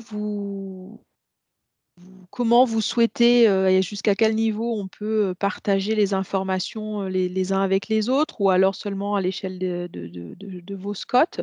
Et puis la question 8, excusez-moi. La question 8, c'est plutôt une question qui va porter sur les enjeux, enfin sur vos enjeux et puis vos besoins pour vous accompagner sur cet inventaire ou pas du tout, hein. Vous avez le droit aussi de dire non, ça ne m'intéresse pas. Mais effectivement, comme le dit Jérémy, beaucoup d'entre vous ont un vif intérêt pour une démarche collective. Ce qu'on peut faire, c'est qu'on vous laisse, c'est très agréable à regarder ce tableau qui bouge. J'aime beaucoup. Quelques demandes de prise de parole. Donc, je vais Oui. laisser Monsieur Perrache et ensuite Monsieur Favre. Allez-y, je vous laisse prendre le micro, entre guillemets. Ok, bonjour, Simon Perrache, communauté de communes du Pays de l'Arbrel. Moi, je m'interrogeais, alors enfin, je trouve ça extrêmement intéressant qu'on puisse partager, mutualiser et puis s'enrichir les uns les autres pour éviter qu'on travaille trop de façon personnelle et puis qu'on réinvente tous ou qu'on se pose tous les mêmes questions. Donc, les échanges, ils sont extrêmement importants. Peut-être le bémol ou en tout cas le point de vigilance serait qu'on voit comment on articule ça, ce que j'ai un petit peu mis dans le tableau, avec tout ce qui est déjà en cours, avec les collègues des autres communautés de communes du sol donc, et du SCOT. On a déjà des réflexions partagées. Il y a Lozard, il y a potentiellement quelque chose qui est proposé aussi. Donc voilà, comment on articule un peu toutes ces démarches pour s'assurer de pas que ce soit trop redondant non plus, que ce soit trop mobilisateur aussi en termes de temps. Voilà, moi c'était juste, je voulais dire l'intérêt qu'il y avait à partager et à travailler ensemble, mais en même temps point de vigilance avec tout ce qui est déjà engagé pour pas qu'il y ait trop de redondance dans les réunions, quoi. ou dans les réflexions. C'était un début de réponse. En effet, alors pour réaliser ce travail, les deux agences on va dire, se sont entretenus avec justement les personnes qui font déjà des choses, donc le type la DDT du Rhône et l'OSAR. Les SCOT, via notamment chez vous le sol, ont été aussi associés aux travaux. Donc c'est bien l'idée de ne pas refaire ce qui existe et d'harmoniser ce qui existe finalement. C'est ça l'idée. Peut-être Laetitia là-dessus ou Sonia, est-ce que vous voulez compléter ma Non, je réponse? trouve non, c'est très clair ce que tu as dit. On est bien dans un objectif, de ne pas, recréer des choses qui existent, mais de s'appuyer sur les études qui sont déjà menées par les uns et les autres pour, harmoniser et améliorer, les échanges. Je veux juste, répondre à Cédric Bonardel, qui demande si on va laisser un temps, pour, remplir le tableau. Oui, après la réunion, on vous laissera le lien actif.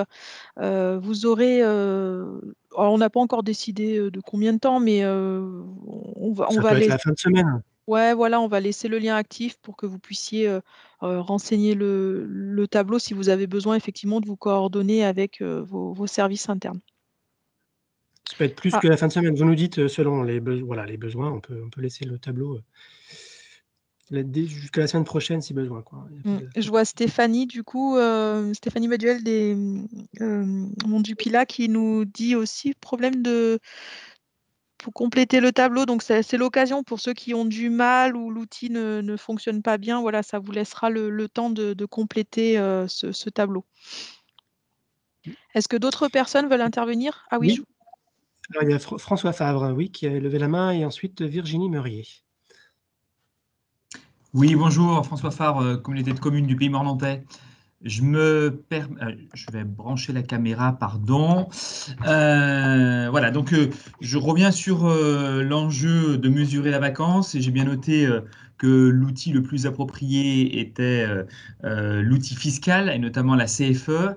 Est-ce que certains d'entre nous peut nous faire part de son expérience de récupération de ces données fiscales, d'analyse et de mise en œuvre de ces données à des fins d'inventaire et de meilleure connaissance du territoire? Merci.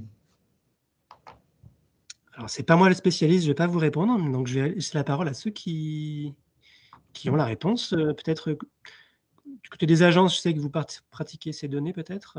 Sinon, est-ce que d'autres intercommunalités, SCOT, ont déjà travaillé sur ces données?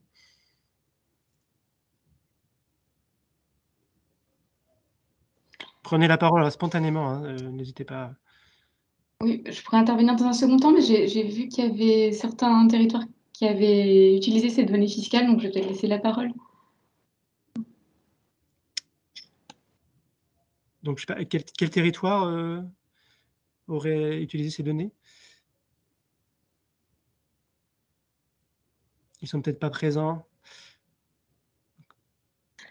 Dans ce cas-là, donc, sur les données fiscales, alors, donc l'utilisation que l'on en fait pour le suivi des sites d'activité économique de la métropole, il s'agit donc d'une extraction des cotisations qui sont payées par les entreprises au titre de la CFE, donc à partir de leur numéro de parcelle.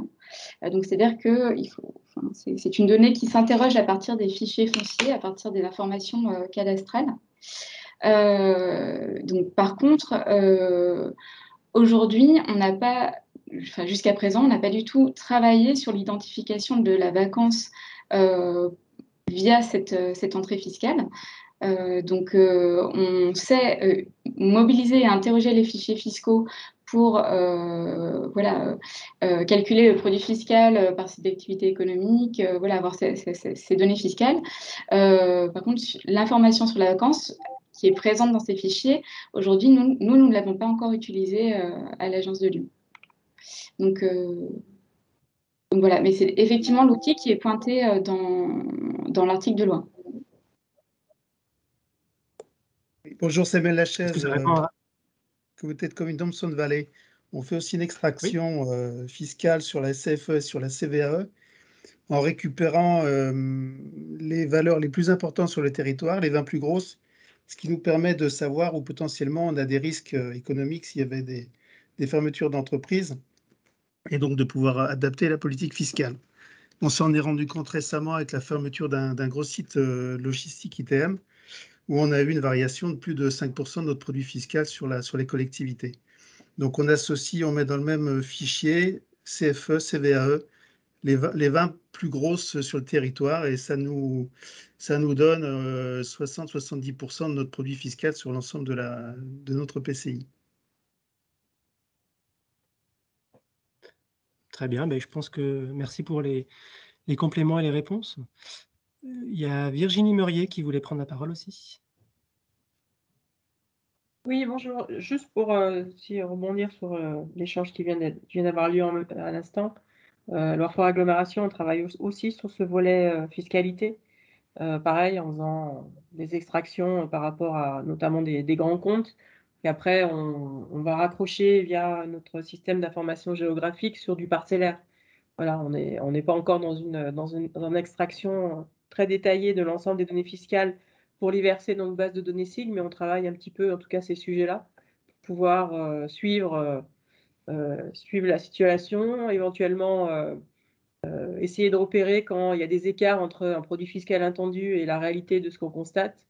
Et voilà, et faire aussi un petit peu la chasse aux anomalies fiscales qui souvent sont pas le fruit du hasard. Voilà. Mais pour répondre plus largement sur ce qui a été dit aujourd'hui sur la question de la méthode, je pense qu'elle est intéressante et il est utile qu'on puisse échanger avec un point de vigilance quand même, c'est-à-dire notamment pour ceux qui, en tout cas nous c'est notre cas, qui avons quand même bien avancé sur les questions d'observation foncière et notamment chez zone d'activité, parce que nous on a mené ce travail-là en lien avec l'élaboration d'un schéma d'accueil des entreprises. Il va se poser quand même la question de la méthode retenue par chacun, qui forcément est celle qui lui convient mieux, qui est souvent le fruit aussi d'une histoire dans son approche de la question de l'observation des zones d'activité, des disponibilités foncières, qui souvent aussi est assez finement mise en relation avec d'autres systèmes d'information géographique au sein des collectivités, si je prends le cas d'une collectivité territoriale.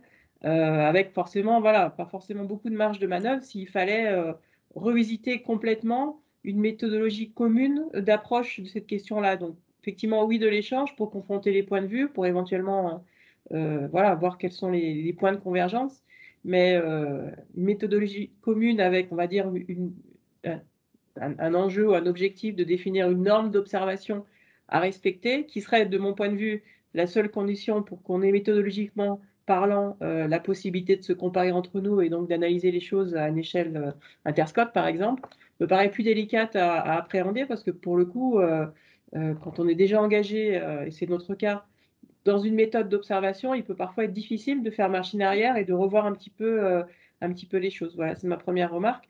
Après, mon autre remarque, plutôt une question de vigilance. Aujourd'hui, certes, c'est une obligation. Le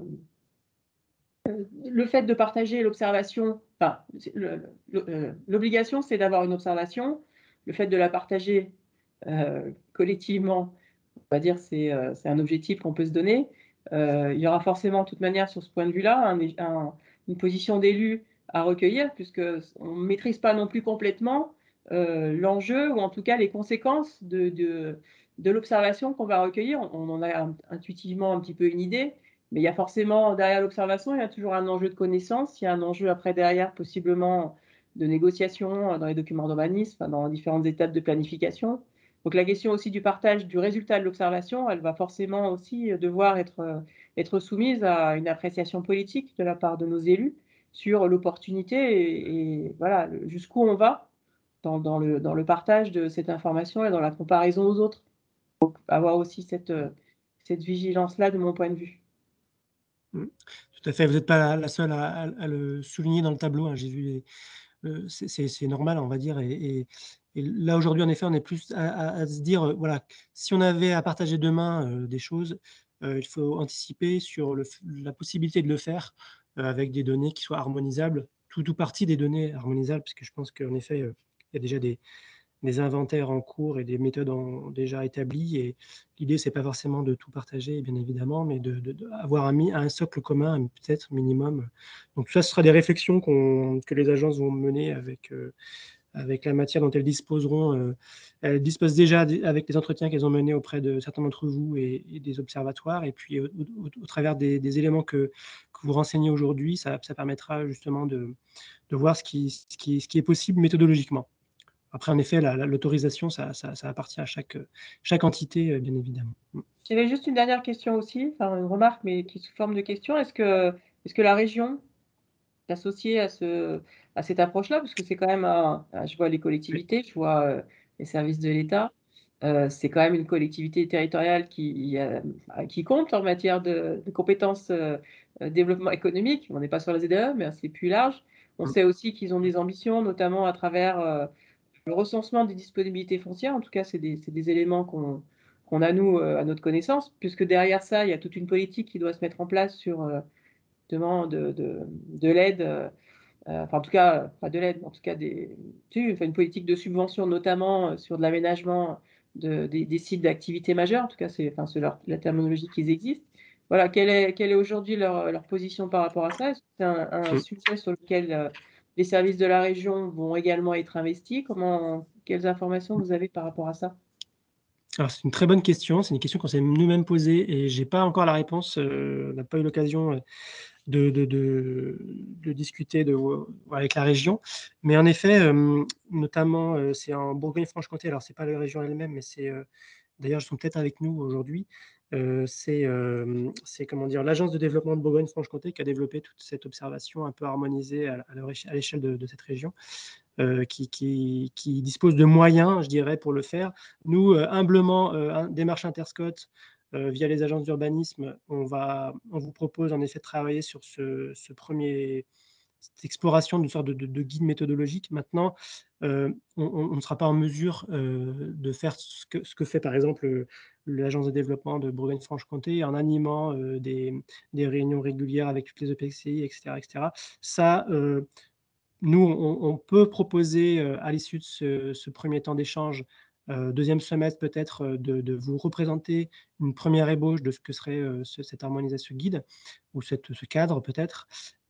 Après, voilà, on verra comment éventuellement peut-être en invitant la région, voir ce qu'elle serait en mesure de faire, si elle ne l'a pas déjà fait, peut-être de l'inventer, peut-être si elle en est d'accord pour aller vers quelque chose de plus, je dirais, plus solide. Parce que, bon, là, encore une fois, la démarche Interscot, ça reste une démarche informelle avec peu de moyens, mais voilà, on entame quand même ce travail qui nous paraissait essentiel. Et ça pourrait peut-être être utile qu'il y ait d'autres collectivités comme la région, voilà, qui puissent rentrer dans le partenariat. Alors, ils sont dans le partenaire de l'Interscot. On va leur poser la question et on verra ça avec eux, mais oui, c'est essentiel que la région soit conviée. Est-ce qu'il y a d'autres demandes de parole? Dans le chat, j'ai vu qu'il y avait quelques questions.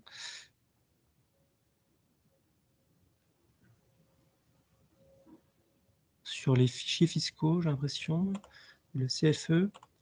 Sinon, est-ce qu'il y a d'autres prises de parole, enfin, demandes de précision ou des réactions par rapport à tout ce qui vient de se dire?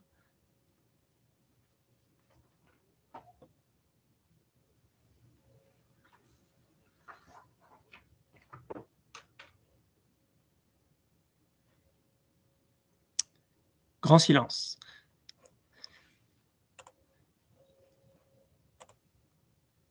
N'hésitez pas, hein, c'est l'occasion de partager, d'échanger sur vos préoccupations, vos inquiétudes, peut-être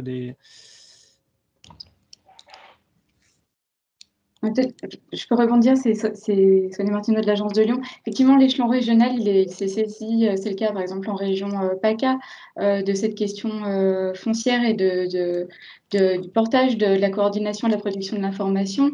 Donc voilà, je trouve que c'est une question pertinente, mais il pourrait aussi y avoir la question de l'élargissement à d'autres acteurs fonciers. Dans le cas de PACA, par exemple, la SAFER fait partie du tour de table. Enfin voilà, il y a voilà, je pense que c'est une réflexion qui peut même être élargie. Et peut-être profiter de la présence de Johan Dumont, du coup, parmi nous ce matin, qui a eu, voilà, que je remercie d'être présent, puisque donc la Bourgogne-Franche-Comté est un bon exemple voilà, de démarche de coordination et de partage d'informations sur le foncier économique. Donc, voilà. Si Monsieur Dumont, vous souhaitez parler de votre expérience. Alors, j'ai vu d'autres mains. Bonjour à tous. J'ai vu d'autres mains se lever entre-temps. Alors, peut-être qu'on va laisser ces autres personnes poser leurs questions, non?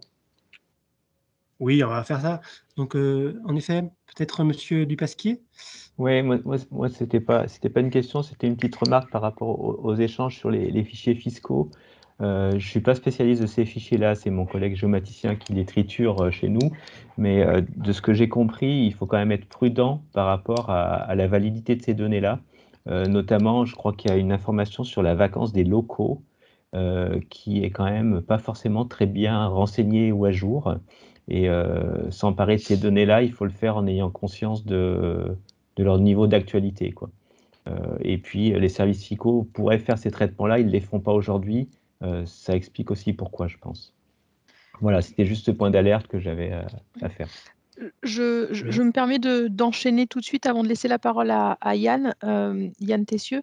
Mais je confirme ce que dit Monsieur Dupasquier. Nous aussi, côté agence d'urbanisme de Saint-Étienne, donc on traite les fichiers fiscaux et on regarde un petit peu les questions de la vacance commerciale, qui est effectivement une donnée dans les fichiers fiscaux qui est très peu fiable aujourd'hui. Donc effectivement, prudence sur ces données-là. Yann, tu prends la parole et puis après on laissera du coup Monsieur Dumont enchaîner. Ouais, vous m'entendez? Très bien. Bon ouais, super. Donc déjà, nous, on est super contents d'avoir ce type d'échange-là, en tout cas de voir qu'au niveau interacteur, voilà, à une échelle plus large, on puisse discuter de ces sujets-là. Parce qu'au-delà des questions d'ordre réglementaire, je pense qu'il y a un réel intérêt, entre guillemets, de partager des méthodes, des approches. C'est extrêmement intéressant. Nous, on s'était interrogé, alors, au-delà des définitions un peu macro, etc., pour lesquelles on voit qu'il y a des petits éléments de réponse, donc c'est super. Sur les questions, sur la loi, et notamment sur ces éléments d'exercices fiscaux, en tout cas de CFE. Alors déjà, on se pose la question sur la date à laquelle il y a une obligation d'engager, donc ça, ok. Et puis ensuite, après, apparemment, de ce qu'on a compris, il faut qu'on revienne 2 ans en arrière, sur la question notamment des exercices fiscaux et de la CFE. La question qu'on se pose, c'est que du coup, les exercices, ils sont au 1er janvier. Donc voilà, donc il y aura des questions, j'ai envie de dire plutôt de méthode de calage par rapport à ce que nous demande la loi, de façon à ce qu'on soit bien au clair sur ce qui nous est demandé, parce que, in fine, même si on peut avoir une approche avec des dates où on commence nos inventaires de manière un peu tous différents, il va y avoir quand même à un moment donné les choses, il va falloir rentrer dans les cases.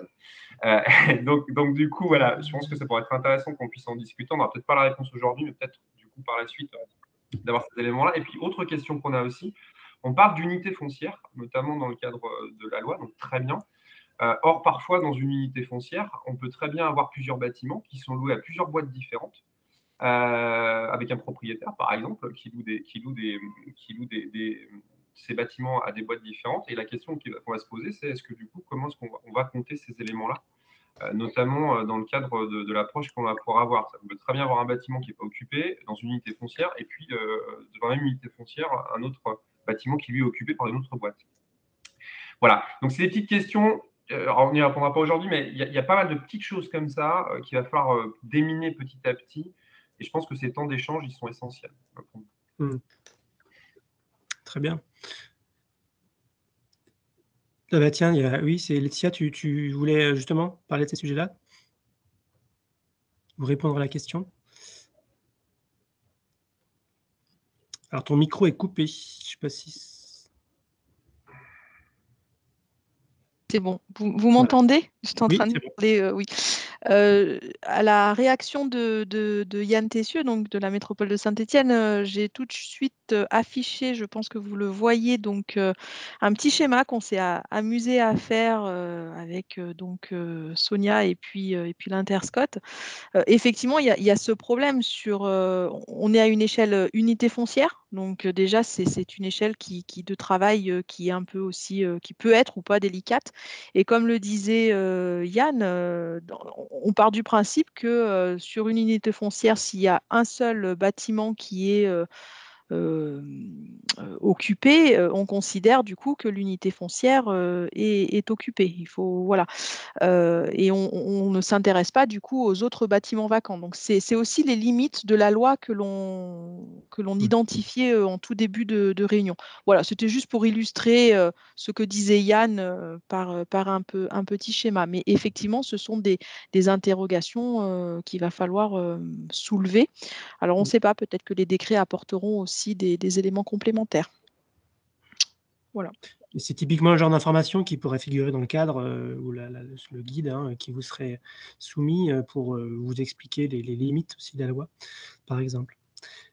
Bien, et merci de vos questions, de vos réactions. On peut en effet laisser Monsieur Dumont peut-être finir, s'il y a d'autres questions, n'hésitez pas, mais vous avez un bel exemple d'observation sur votre région, donc on va vous écouter attentivement. Bonjour à tous. Alors moi, je suis Johan Dumont, je suis géomaticien à l'Agence économique régionale de Bourgogne-Franche-Comté. Donc mon métier, c'est mettre la cartographie au service du développement économique régional. Alors nous, on est une société publique locale et nos actionnaires, c'est la région principalement. Donc nos travaux, c'est pas de l'initiative, de notre seule initiative, c'est quand même la région qui nous pilote. Et on a également les EPCI qui participent à notre gouvernance. Donc on a voilà, un fonctionnement avec les territoires. Alors je ne sais pas si je vous avais donné des éléments de présentation, je vais ressortir peut-être les miens très rapidement, mais je ne vais pas rentrer dans le détail parce que je pense que vous avez voilà, on partage un certain nombre de choses. Donc la démarche, alors attendez, je suis un petit peu perdu, je ne vous partage pas les bonnes choses. Si, attendez, parce que voilà, je vais être sûr de vous partager le bon écran. Alors je vais faire très rapidement, c'est une démarche historique en région qui avait commencé d'abord en Franche-Comté. À la fusion des deux régions, Bourgogne et Franche-Comté, on a eu la chance de récupérer l'infrastructure de données géographiques régionales et le sujet, en fait, a fait l'objet d'un groupe de travail. Donc ça recouvre énormément de sujets. C'est un sujet transversal chez nous, aussi bien pour les questions d'urbanisme, d'aménagement, de développement économique. Au départ, donc, il y avait la loi NOTRe. Les EPCI sont compétentes pour aménager, gérer leurs zones. Et puis, il y a ce nouveau contexte de la loi climat et résilience. Donc, c'est plutôt un argumentaire là que je vous présente, mais pour inciter les EPCI à aller vers l'observation des zones d'activité. Alors, je vais pas me permettre la comparaison, mais vous avez un territoire très, très peuplé avec beaucoup de zones. Je regardais la population de votre Interscot par rapport à la région Bourgogne-Franche-Comté. Vous avez plus d'habitants que nous et vous avez sans doute aussi plus de moyens. Nous, on a quand même beaucoup de petites EPCI qui n'ont pas forcément l'ingénierie pour faire ce type de démarche-là aussi. Voilà, donc le nouveau contexte, c'est la loi résilience climat. Je vais passer rapidement là-dessus. Et simplement contextualiser la démarche régionale d'observation en région Bourgogne-Franche-Comté. Donc, il y a un pilotage nucléaire de la région et des territoires qui nous commande, bien entendu. Il y a une gouvernance État-région avec un ROCER, c'est le réseau d'observation de la consommation des espaces. Il y a plusieurs groupes de travail qui couvrent les différents sujets. Donc, il y a le GTZAE historiquement, mais il y a un GTZAN, un GT demande de valeur foncière, un GT Oxol qui d'ailleurs a travaillé, on est en train d'être livré en région Bourgogne-Franche-Comté de l'Oxol GE de l'hygiène qui va permettre de mesurer de façon un peu uniforme l'artificialisation des sols. Et puis un nouveau GT qui a été décidé au début du mois de mars sur les friches. Les EPCI sont compétentes, donc c'est l'unité de travail. Le PCI, c'est elle qui décide de lancer l'opération et c'est elle qui décide de comment faire. Et on vient appuyer leur démarche s'il y a un manque d'ingénierie sur le tronc commun régional aussi, par exemple. Donc, nous, on a un rôle d'animation de ce GT, d'appui aux EPCI, tant méthodologique, enfin, on ne va pas appuyer de la même façon une agglomération qui dispose d'une agence d'urbanisme et une petite EPCI. On peut aussi déployer des outils, des formations.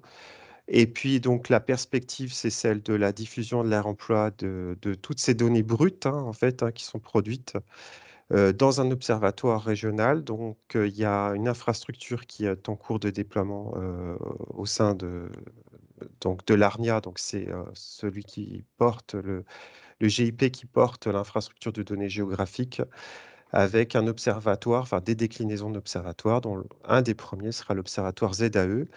Donc, on va définir tous nos indicateurs prochainement et on aura la possibilité de déployer des observatoires sous forme de widgets, hein, dans les différents sites internet des EPCI qui le souhaitent. Donc ça, c'est pour vous donner un petit peu l'organisation générale de tout ça. Donc, il y a eu un groupe de travail qui a défini, je vais aller très rapidement, un groupe de travail qui a défini un guide méthodologique qui est disponible sur le portail IDEO Bourgogne-Franche-Comté. Donc, je vous inviterai, si vous êtes intéressé, à aller voir. Ce standard, il y a 3 couches principales. On s'est aussi inspiré de ce qui avait été fait dans d'autres régions, notamment la Picardie. À l'époque, on a lancé cette démarche. 3 couches principales, l'emprise des sites économiques avec une définition large qui reprend la définition des zonages actifs ou en devenir des documents d'urbanisme, donc y compris les réserves foncières, les établissements isolés relevés dans les documents d'urbanisme. Une couche foncier économique qui reprend la plupart du temps les limites cadastrales ou les délimitations de l'eau des zones en cours de commercialisation, classifiées en 4 dimensions avec la maîtrise foncière basique, hein, public-privé, le stade d'aménagement, le stade de commercialisation et l'état d'occupation qui nous permet de voir même à l'intérieur des unités foncières. C'est là où je trouve que la définition de l'unité foncière est un peu limitée, c'est que dans une même unité foncière, il peut y avoir de la vacance ou voilà. Donc, et puis, une dernière couche que vous voyez peut-être sur le fond de carte, les points établissements. Donc là, c'est le fichier Sirène géocodé. C'est une approche complémentaire de l'occupation. Bon, vous pouvez avoir les propriétaires, effectivement, mais le locataire n'est pas propriétaire et pourtant, il est quand même soumis à la CFE. Alors moi, une chose que j'ai appris dans la réunion, c'est que parce que moi, je n'ai pas de visibilité des fichiers fonciers, hein, ça, c'est les EPCI qui l'ont.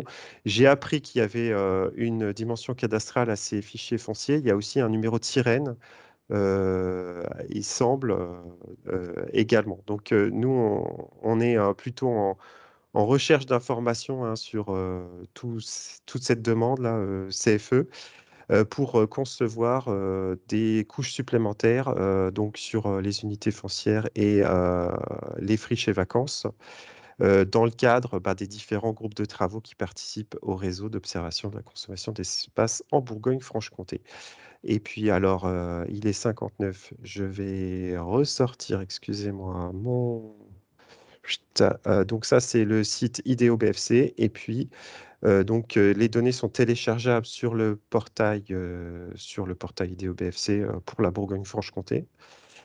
Et puis, il y a une carte interactive économique qui a été mise en place. Alors, il y a encore quelques territoires qui sont à couvrir, mais globalement, je vais aller, par exemple, on va faire la traversée de la région, mais voilà, à partir de Nevers, alors nous, on a abordé ça surtout du point de vue de la commercialisation, parce qu'on est agence économique régionale, donc on s'est intéressé d'abord à la disponibilité des terrains, et petit à petit, on est allé sur d'autres thématiques, notamment l'occupation.